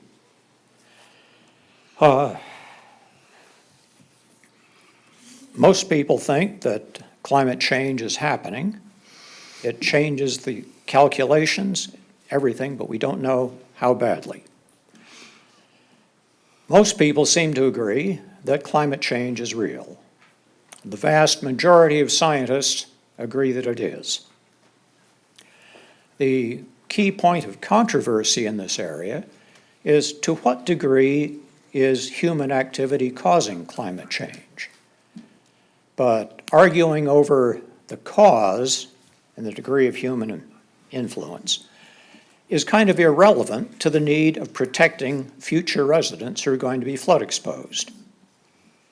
So I'm urging you to make this change now while you have the opportunity. You're faced with uncertainty, and I think a simple and common sense approach here is a good solution to that uncertainty. Simply doubling the level above this calculated 100-year level would go a long way to increasing the protection. And I thank you for this opportunity to speak. Thank you. Thank you. Hill. Quick question. You brought up a good point about the fireproof materials. Thank you. I was going to ask staff. That's not an environmental issue. That's building code, correct? That's correct. The building code addresses what are required for the exterior materials. Mr. Tremblidor, you're with the applicant? Absolutely. Good evening, Mayor, members of the council. David Tremblidor, Harrison Tremblidor, Hungerford and Johnson. My privilege tonight to be before you on behalf on Watts Communities tonight. To your specific question on the fireproofing, two salient points for you. One is that all the roofs are going to be designed as concrete shingle, so you won't have a wood combustible question. Right. But perhaps more importantly, all of the homes inside this development are going to be required to have sprinklers. So from those two fire sprinklers. Fire sprinklers, yeah. Exactly, yes. Not lawn sprinklers, although they might help too. Yes. But fundamentally, though, we believe that those two issues will address the concern that was expressed by the member of the public. Excuse me, don't I recall too that the homes are mainly stucco? They are. Rather than wood shingle? That is correct. So I would think that that would be an additional deterrent to fire as well. Yeah, that was a very good point by Mr. Hill. Absolutely. Thank you. Absolutely. I'd be happy, there's a couple other questions that were raised by council. I'd be happy to address them this time, or if there's other things you'd like to That'd address. be great. No, let's, you're up here. Let's do that. Perfect, excellent. Well, just a couple points that I did want to address on behalf of Watt. Councilmember Slowey and Councilmember Bruins, you'd expressed some questions about the sound wall. Watt is completely amenable to that. We appreciate the concern, and we think the proposed condition is acceptable, and we'd absolutely concur with it. As respects, I've already addressed the fire question. The park amenity, we frankly think it should be public. And I think maybe that's enough said on that point. On the parking, it's a fair question. Small lot developments of this nature do have parking questions. We've worked with staff very hard to identify what we believe is the appropriate amount of both resident parking as well as visitor parking. Having said that, as staff has already identified, there is a condition of approval, condition 12, which identifies a reevaluation at an appropriate time forward. Basically, once the homes get in and people start living in that experience, seeing how it works, we can all come back and reevaluate. If parking needed to be added now, we're certainly not going to object to it, but we do think staff's solution for this question is an appropriate solution and one that will allow us to get a good answer once we have a little bit of data in place before we start adding parking potentially unnecessarily. Probably the most significant item I did want to address before I step down, unless any other questions, is the merge lane. I do want to kind of assure the council that issue actually was evaluated. The significant change in the project that has occurred in the last few months is the removal of the internal bridge across the creek channel. That fundamentally, I won't lie to you, there was some cost associated with that was beneficial to the project. But really one of the key issues is this cut-through question that you've heard already addressed in some other contexts tonight. There was a real concern, I think, both on Watt's part as well as staff's part about traffic cutting through, trying to get down to Greenback and using that bridge to get through. So that removal of that and the understanding that concern, the supplemental evaluation that was done by Fair and Pierce specifically addressed moving that traffic on Street A to Fair Oaks Boulevard and see what would happen. And what they did ultimately conclude was that there would not be a significant impact associated with that. So we're not objecting to, reevaluating that down the road, but I do want to assure the council that that was looked at. It was looked at specifically to the question that was addressed, Mr. Daniels, by your Councilmember Daniels, by your question, and was found to be a non-significant impact. In addition to that, I think it's just so everybody's aware of it, a couple items that are of moment. That particular portion of the project where Fair Oaks interfaces with the project, there's a significant grade change, approximately 12 to 15 feet in grade change. Would make it somewhat difficult to add additional merged space over there. So it's not a flat to flat. Also, just kind of in conjunction with that, there are floodplain issues. It is in the floodplain. It also, this project is taking out a non-insubstantial number of trees, and we certainly want to try to reduce that, and we potentially would lose some more trees in that context. So not objecting to evaluation, but we do want to make sure that the council is assured that this was looked at. We haven't, we were aware of it. We want to make sure that we weren't creating impacts. So unless there's any other questions, we certainly appreciate the time. We appreciate staff and look forward, hopefully, to an approval and be able to move forward with this very, very exciting project. Thank you. Thank you very much. After the public hearing. Okay, and Great. Thank you so much. anybody else wish to speak on this project? If not, I'll close the public hearing. And who wants to go first? I will. Okay, Girls first. all right. Ladies first. Okay, Take it. let's see. So you answered my question on the fireproofing. I don't know if it's reasonable or necessary. I'd like staff to maybe comment on this and maybe a representative of the project about raising the floor space from 2 to 4 feet above the floodplain. I'm sorry. Mr. Hill had mentioned that as a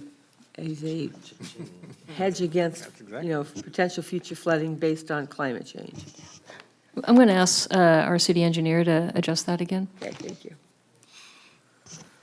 I will warn you, drainage is not my primary focus. However, if I can answer your question sufficiently, I've had Rolf Olomutz, our consultant, come and join us.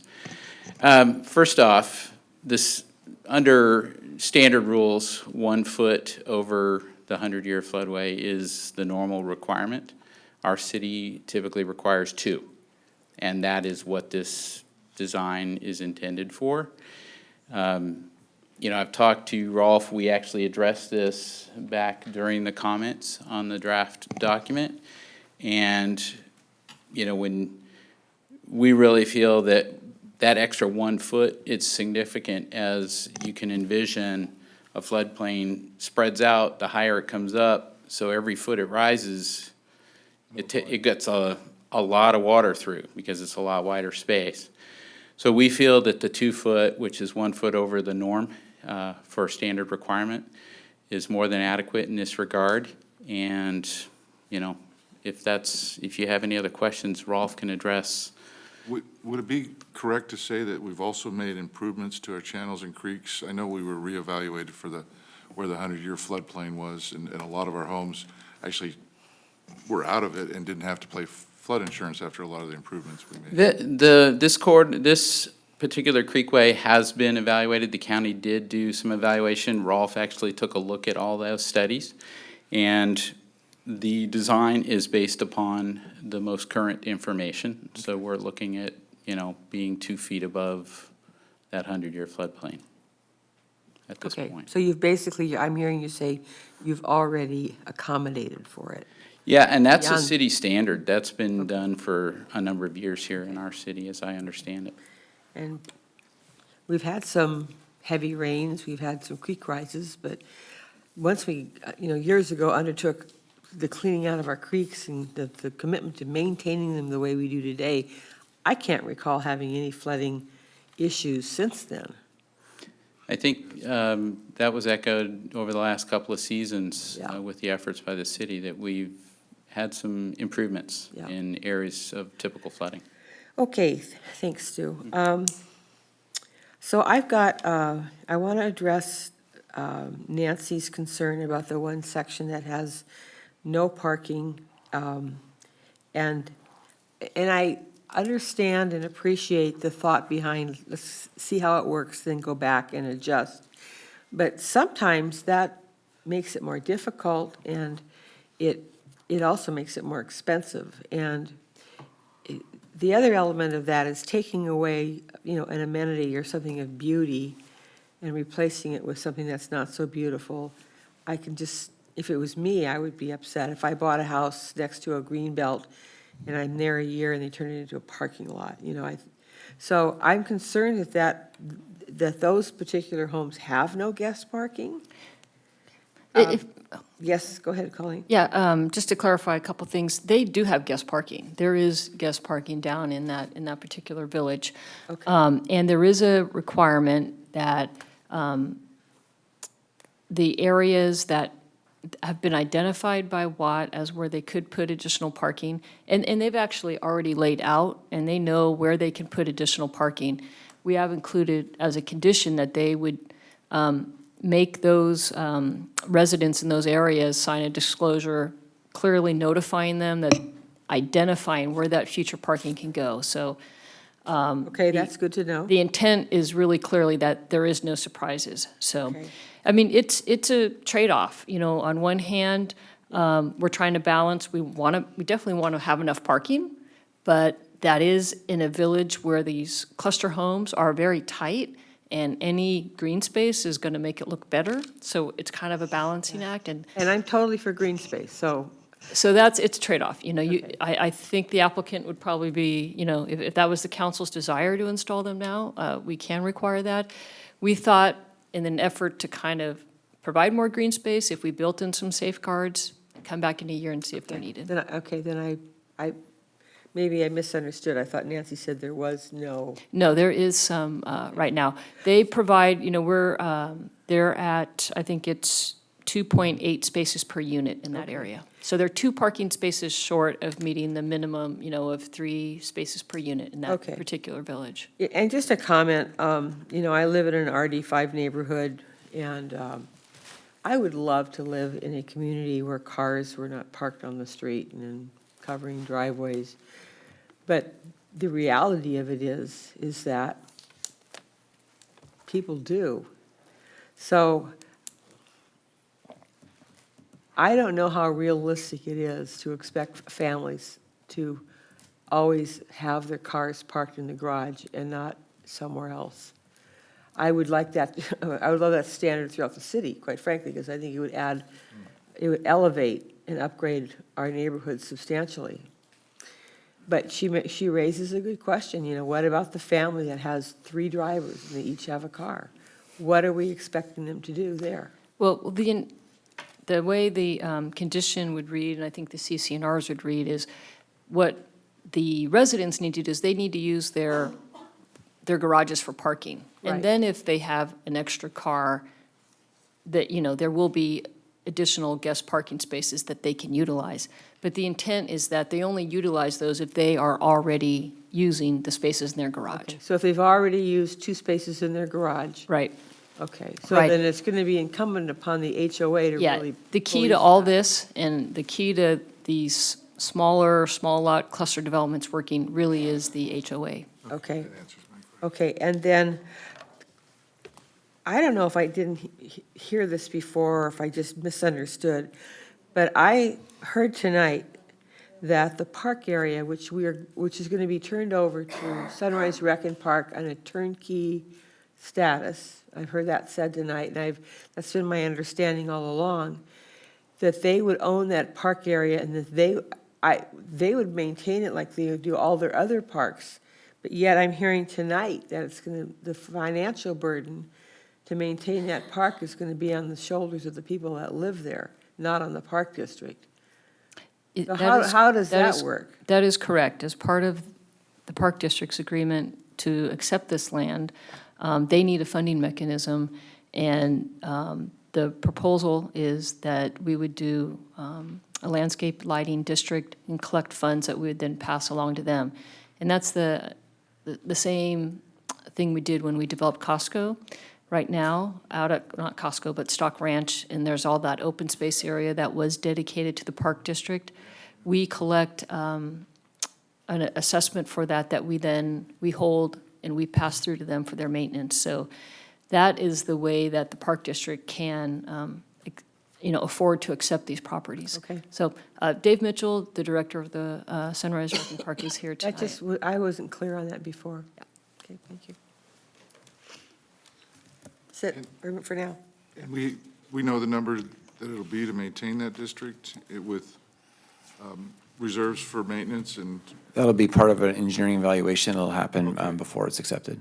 then whatever cost of living increase, I don't know what else to call it. One more thing before my turn is up. And it goes back to, well, I have two questions. One is completely unrelated. The whole thing with speed bumps, in the years I've been on the council, speed bumps were the last thing we wanted to put in for traffic calming. And, I'm not going to make die on this particular sword, but I just question really whether they're needed in those remote streets. If people are going to cut through that, I can't wrap my head around how that's all related. Oh, come on back, Stu. Come on down. You're getting all We have talked quite a bit about this, Leslie and the planners. And the Sun Hill Birdcage connection has been a kind of a source of complaints over the years. It's a neighborhood, I guess, of, Mary would use the term disenfranchised people. They don't tend to complain as much, the nature of the neighborhood. They're somewhat transient properties, I guess. Well, a lot of them are. They're duplexes and so forth. And I think we have to recognize that, going forward, that there are some concerns, but the modeling is showing that this project is going to likely encourage more people to jump straight across Sunrise. And go behind. And go down Sun Hill and come out on Birdcage to avoid the Sunrise Greenback intersection or the Greenback Arcadia intersection to get out onto Greenback. And vice versa. As Fred indicated, people coming off of 80 are going to turn up Birdcage and try to jump across that way too. So we're looking at using this to discourage it. We actually, one of the things that came up at the Planning Commission, one of the commissioners was concerned about fire response. We actually discussed this in our traffic team meeting several months, probably 6-8 months ago with the fire department.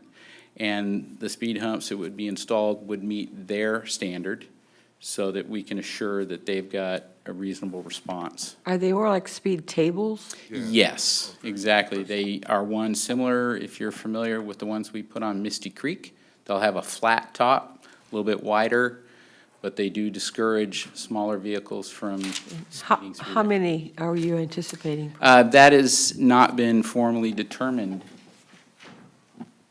Okay, Leslie's correcting me. 2 sets of 2. So Two we're on looking each. at on Sun Hill and on Birdcage. Okay, well, I can live with speed tables better than speed humps. If, I can see the need because people already do that, Okay, and then the other question, this is probably one for Kevin, and that is, when are you going to start selling the houses? Is it, as soon as you, can I buy a house tomorrow that I know I'm going to live in 2 years? You going to put models up and then start selling, and that's kind Oh, of, do I have to reopen the public hearing on this one? No? no. So we're going to try and get started spring of next year on the site development side. That'll take about 4 to 6 months. And then it'll take us about 6 to 7 months to build the house. Okay. So somewhere around month 3 of building the house, we'll release for marketing. And at that time, we'll be happy to take contracts on houses, whoever wants to buy them. Okay, thank you. Thank you. I think that's it. Thank you, Gene. Thank you, Jeannie. When you go first, you cross off all my questions. I love that. Yay. Who else wants, Brett? Sure. So I just want to get that clarification on this issue of the park and who pays for it and all that. We're talking about the open space area, correct? Correct. So I just wanted to make sure we're talking about that. And I share Ms. Graham's concern that burdening 260 households with what is supposed to be, and it's something that's enjoyed by everybody, seems very unfair. And I know we'll get an opportunity at some point to vote on a lighting and landscape district for that. And I just hope we remember that. I shouldn't have to pay just me for something that everybody gets to enjoy. These folks, when they buy their home, are going to have to pay a park fee also, right? To buy the home? No. So that's not built into what we Our building permit, when we pay a park impact fee? Yeah. No, we'll enter into an agreement, so when a subdivision typically occurs, there's two type of park fees.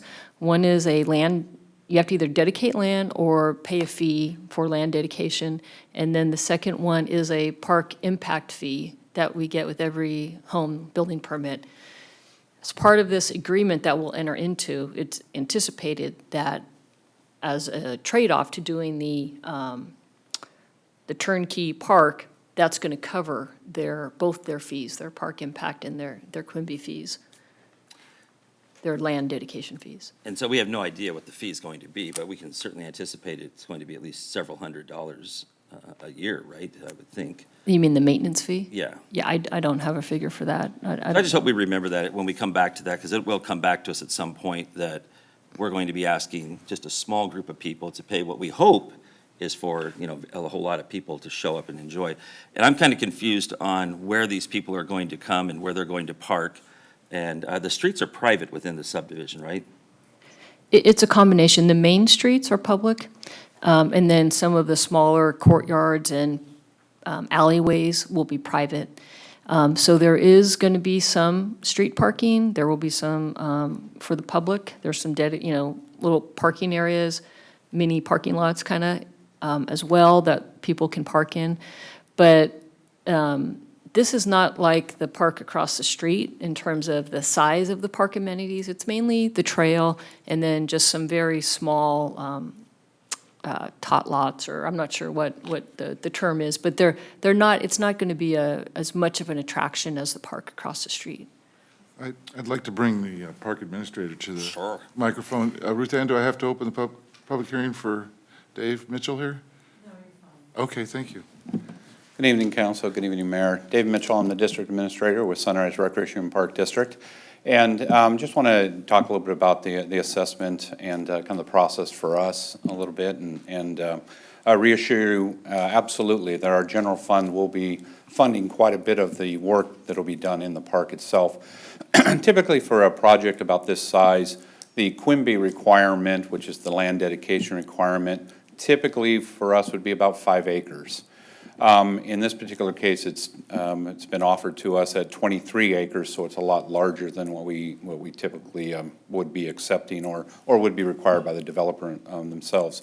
And so, since it's quite a bit larger, we did ask, is it possible to have an assessment district set up so that it could help supplement our general fund efforts to maintain the rest of the park? So typically, and I can assure you that our general fund that we do have will be there and does back up. At Stock Ranch, for instance, what Colleen has mentioned, we sink many, many more dollars into that particular park and maintaining that park than what we claim for the assessment. We're claiming about $40,000 in an assessment. I don't have figures in front of me, so this is just top of my head. I would say we're probably putting $70,000 of additional general fund dollars into maintaining Stock Ranch. I would anticipate that the park, the proposed 23 acres here, would be a similar arrangement. So we do to kind of accept 23 acres instead of our kind of required 5. We are asking for the assessment portion of that to help supplement our efforts in that particular area. As far as the amenities in the park themselves, a small tot lot, we're working with the developer on Miracle Playgrounds and some of the Gen X more modern equipment that's out there. That across the street has a zip line at Arcade Creek. This one would have a zip rail on it. So we're trying to keep it fun and active and entertaining, along with a couple picnic areas, very small in nature. And it's the goal of the park, at least from our input, is to keep it very passive and walkable and very enjoyable in that particular area. But I certainly am here to answer any questions you have about, generally speaking, about how we might finance the maintenance of the park. Nope, you did great. Okay, thanks. Thank you, Dave. Thank you. Okay, so I wanted to talk about the bridge. I fully support the vehicle bridge removal.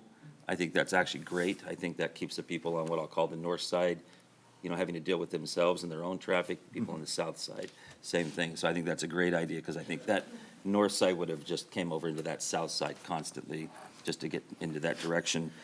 The roundabout, I love the roundabout. I wish we had more of them, and I think we can make them very attractive. I love this idea. I really support the crosswalks that are near them. My only concern is that I'm not going to ask that we put in, you know, electrical and stuff like that, but if we could consider maybe putting in a system that uses solar, where somebody can actually push a button and cause flashing or something like that to occur. I am a little concerned about people as they come into that area. Are they looking for people, or are they looking for cars? And so I just don't know how close you're going to be to the roundabout to where it might be a distraction, where they're not even thinking about people, they're thinking about cars. And so I don't know if that's a simple thing, but I'm not asking that we consider putting in the full-blown electrical and stuff like that, but I think if we could add a layer to some sort of protection, I think that would be good. And then, actually, that's it, the crosswalks. I think that's a good idea that you eliminated the prospect of a crosswalk further up the street, because I think that is where the cars are going to be at a higher speed anyway. And I think that is dangerous, and so I'm supporting that.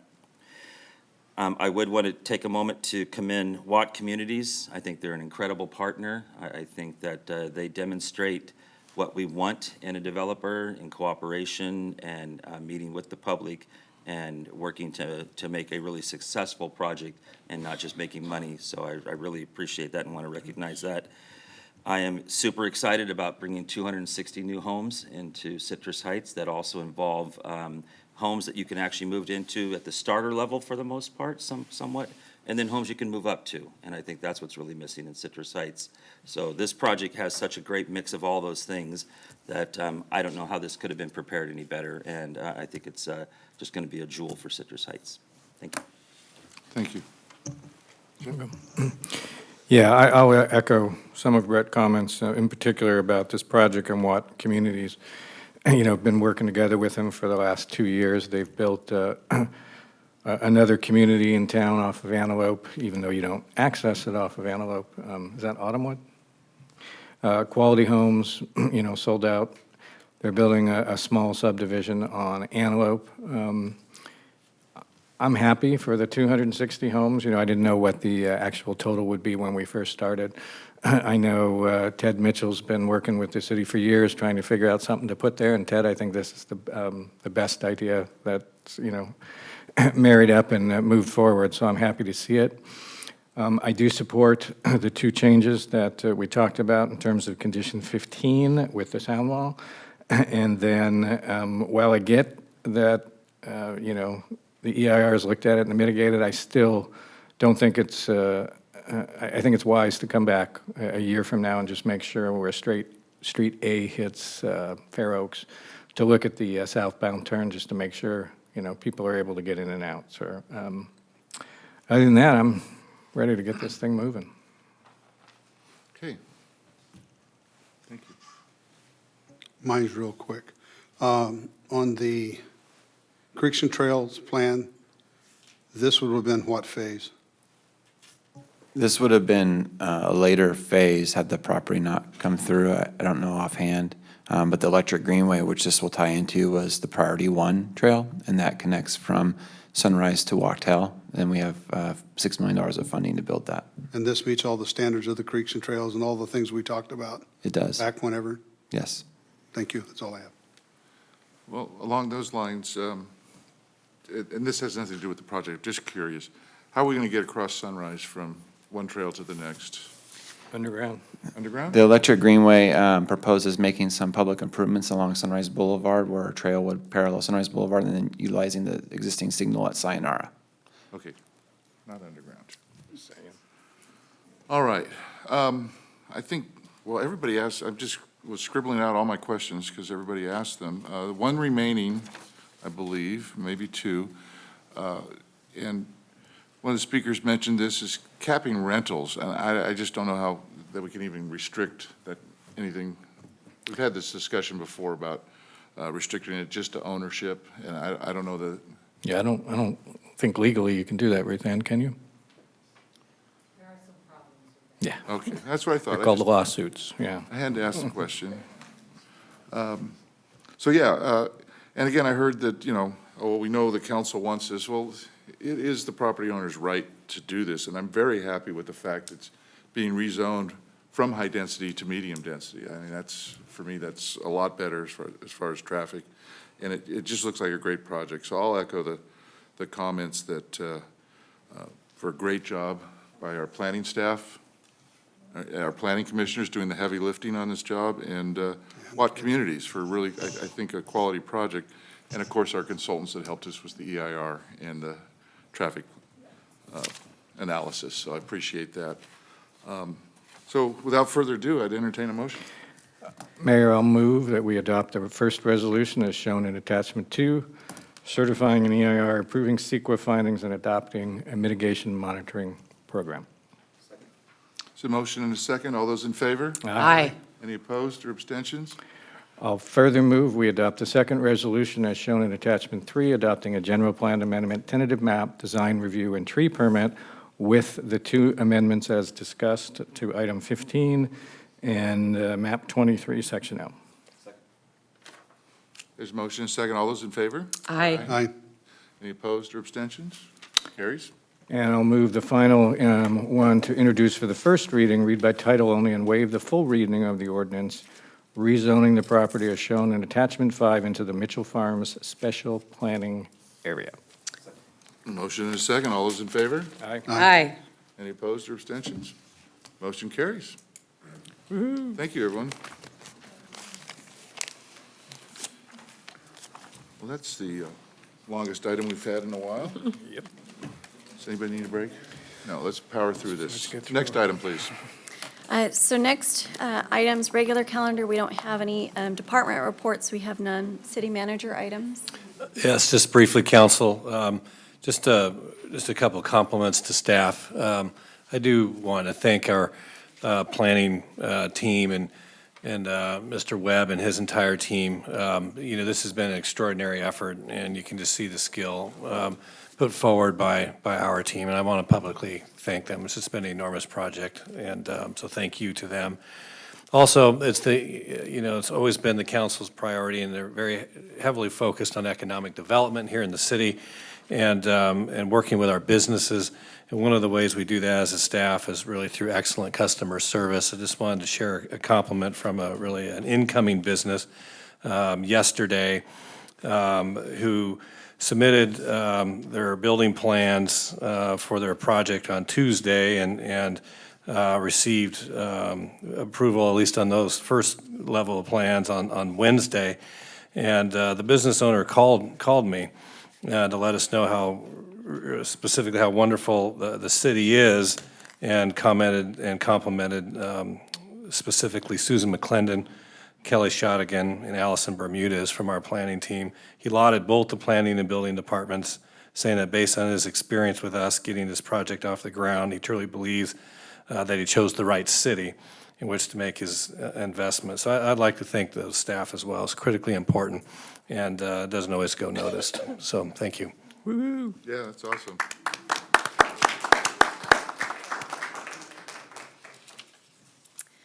Our last item is items requested by council members. The subject is review and give direction on the proposed resolutions to be presented at the annual league conference. Okay, Ms. Cooley was going to help us in. I'm going to provide a short intro for you. Good evening, Mayor, City Council members. Catherine Cooley, Assistant to the City Manager. Tonight before you, you have the packet from the league in anticipation of the annual conference in September. The council has already designated a voting delegate, and that's Councilmember Bruins. She will go to the conference and weigh in on items of policy concerning cities across the state. And so tonight is the council's opportunity to advise Councilmember Bruins on the city's positions on 2 resolutions. The first one we have is a resolution that aims to preserve local control over issues concerning cities. If you recall, we've had a variety of issues in this state in which the state has attempted to take away local control on issues. During this session, an example of that would be AB 2923, which would give BART the ability to decide upon land use in areas near their transit stops. That's just one example. Our last session, we had the example of the soda tax that went into effect that hampered the ability for jurisdictions to impose a soda tax on producers in their areas. But it goes to show that there is this kind of attack on cities' abilities to decide on issues of land use, taxation, fees in their own jurisdictions. And so this first resolution would direct the league staff to assess those vulnerabilities that cities have and possibly pursue a constitutional amendment. The second resolution. Can we just? Yes. Can we take one at a Sure, time? yep. Hang on a second, because I have a request to speak, so. And he left. Yeah, I was looking around. Let me just call it. David Yeah. Warren, you wanted to speak on this? And, He informed us that he no longer wished to speak. okay, thank you. I just want to make sure. Yeah, I just assumed if we could address one and move on. Sure. Yeah, I mean, I think everything that you said, Catherine, is pretty much it. There's also the one with the wireless wanting to come in and put, take all the public poles and put their stuff on them, and we wouldn't have a say. So I think if you really look at this, it's, look at it, assess, they would have to come back.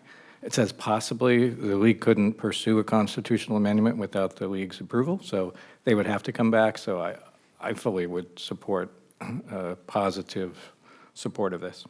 And I guess we're not voting on this? No, but we're giving Current. direction. Giving me Yeah. direction on how to vote. Yeah. Exactly. Yeah, and that makes Right. sense to me.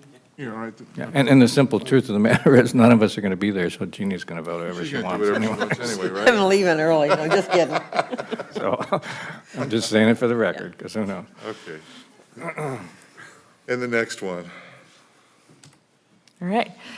The next resolution in the packet is cities desiring to pursue the ability to regulate pesticides. Right now, pesticides are regulated at the state level by the California Food and Agricultural Code.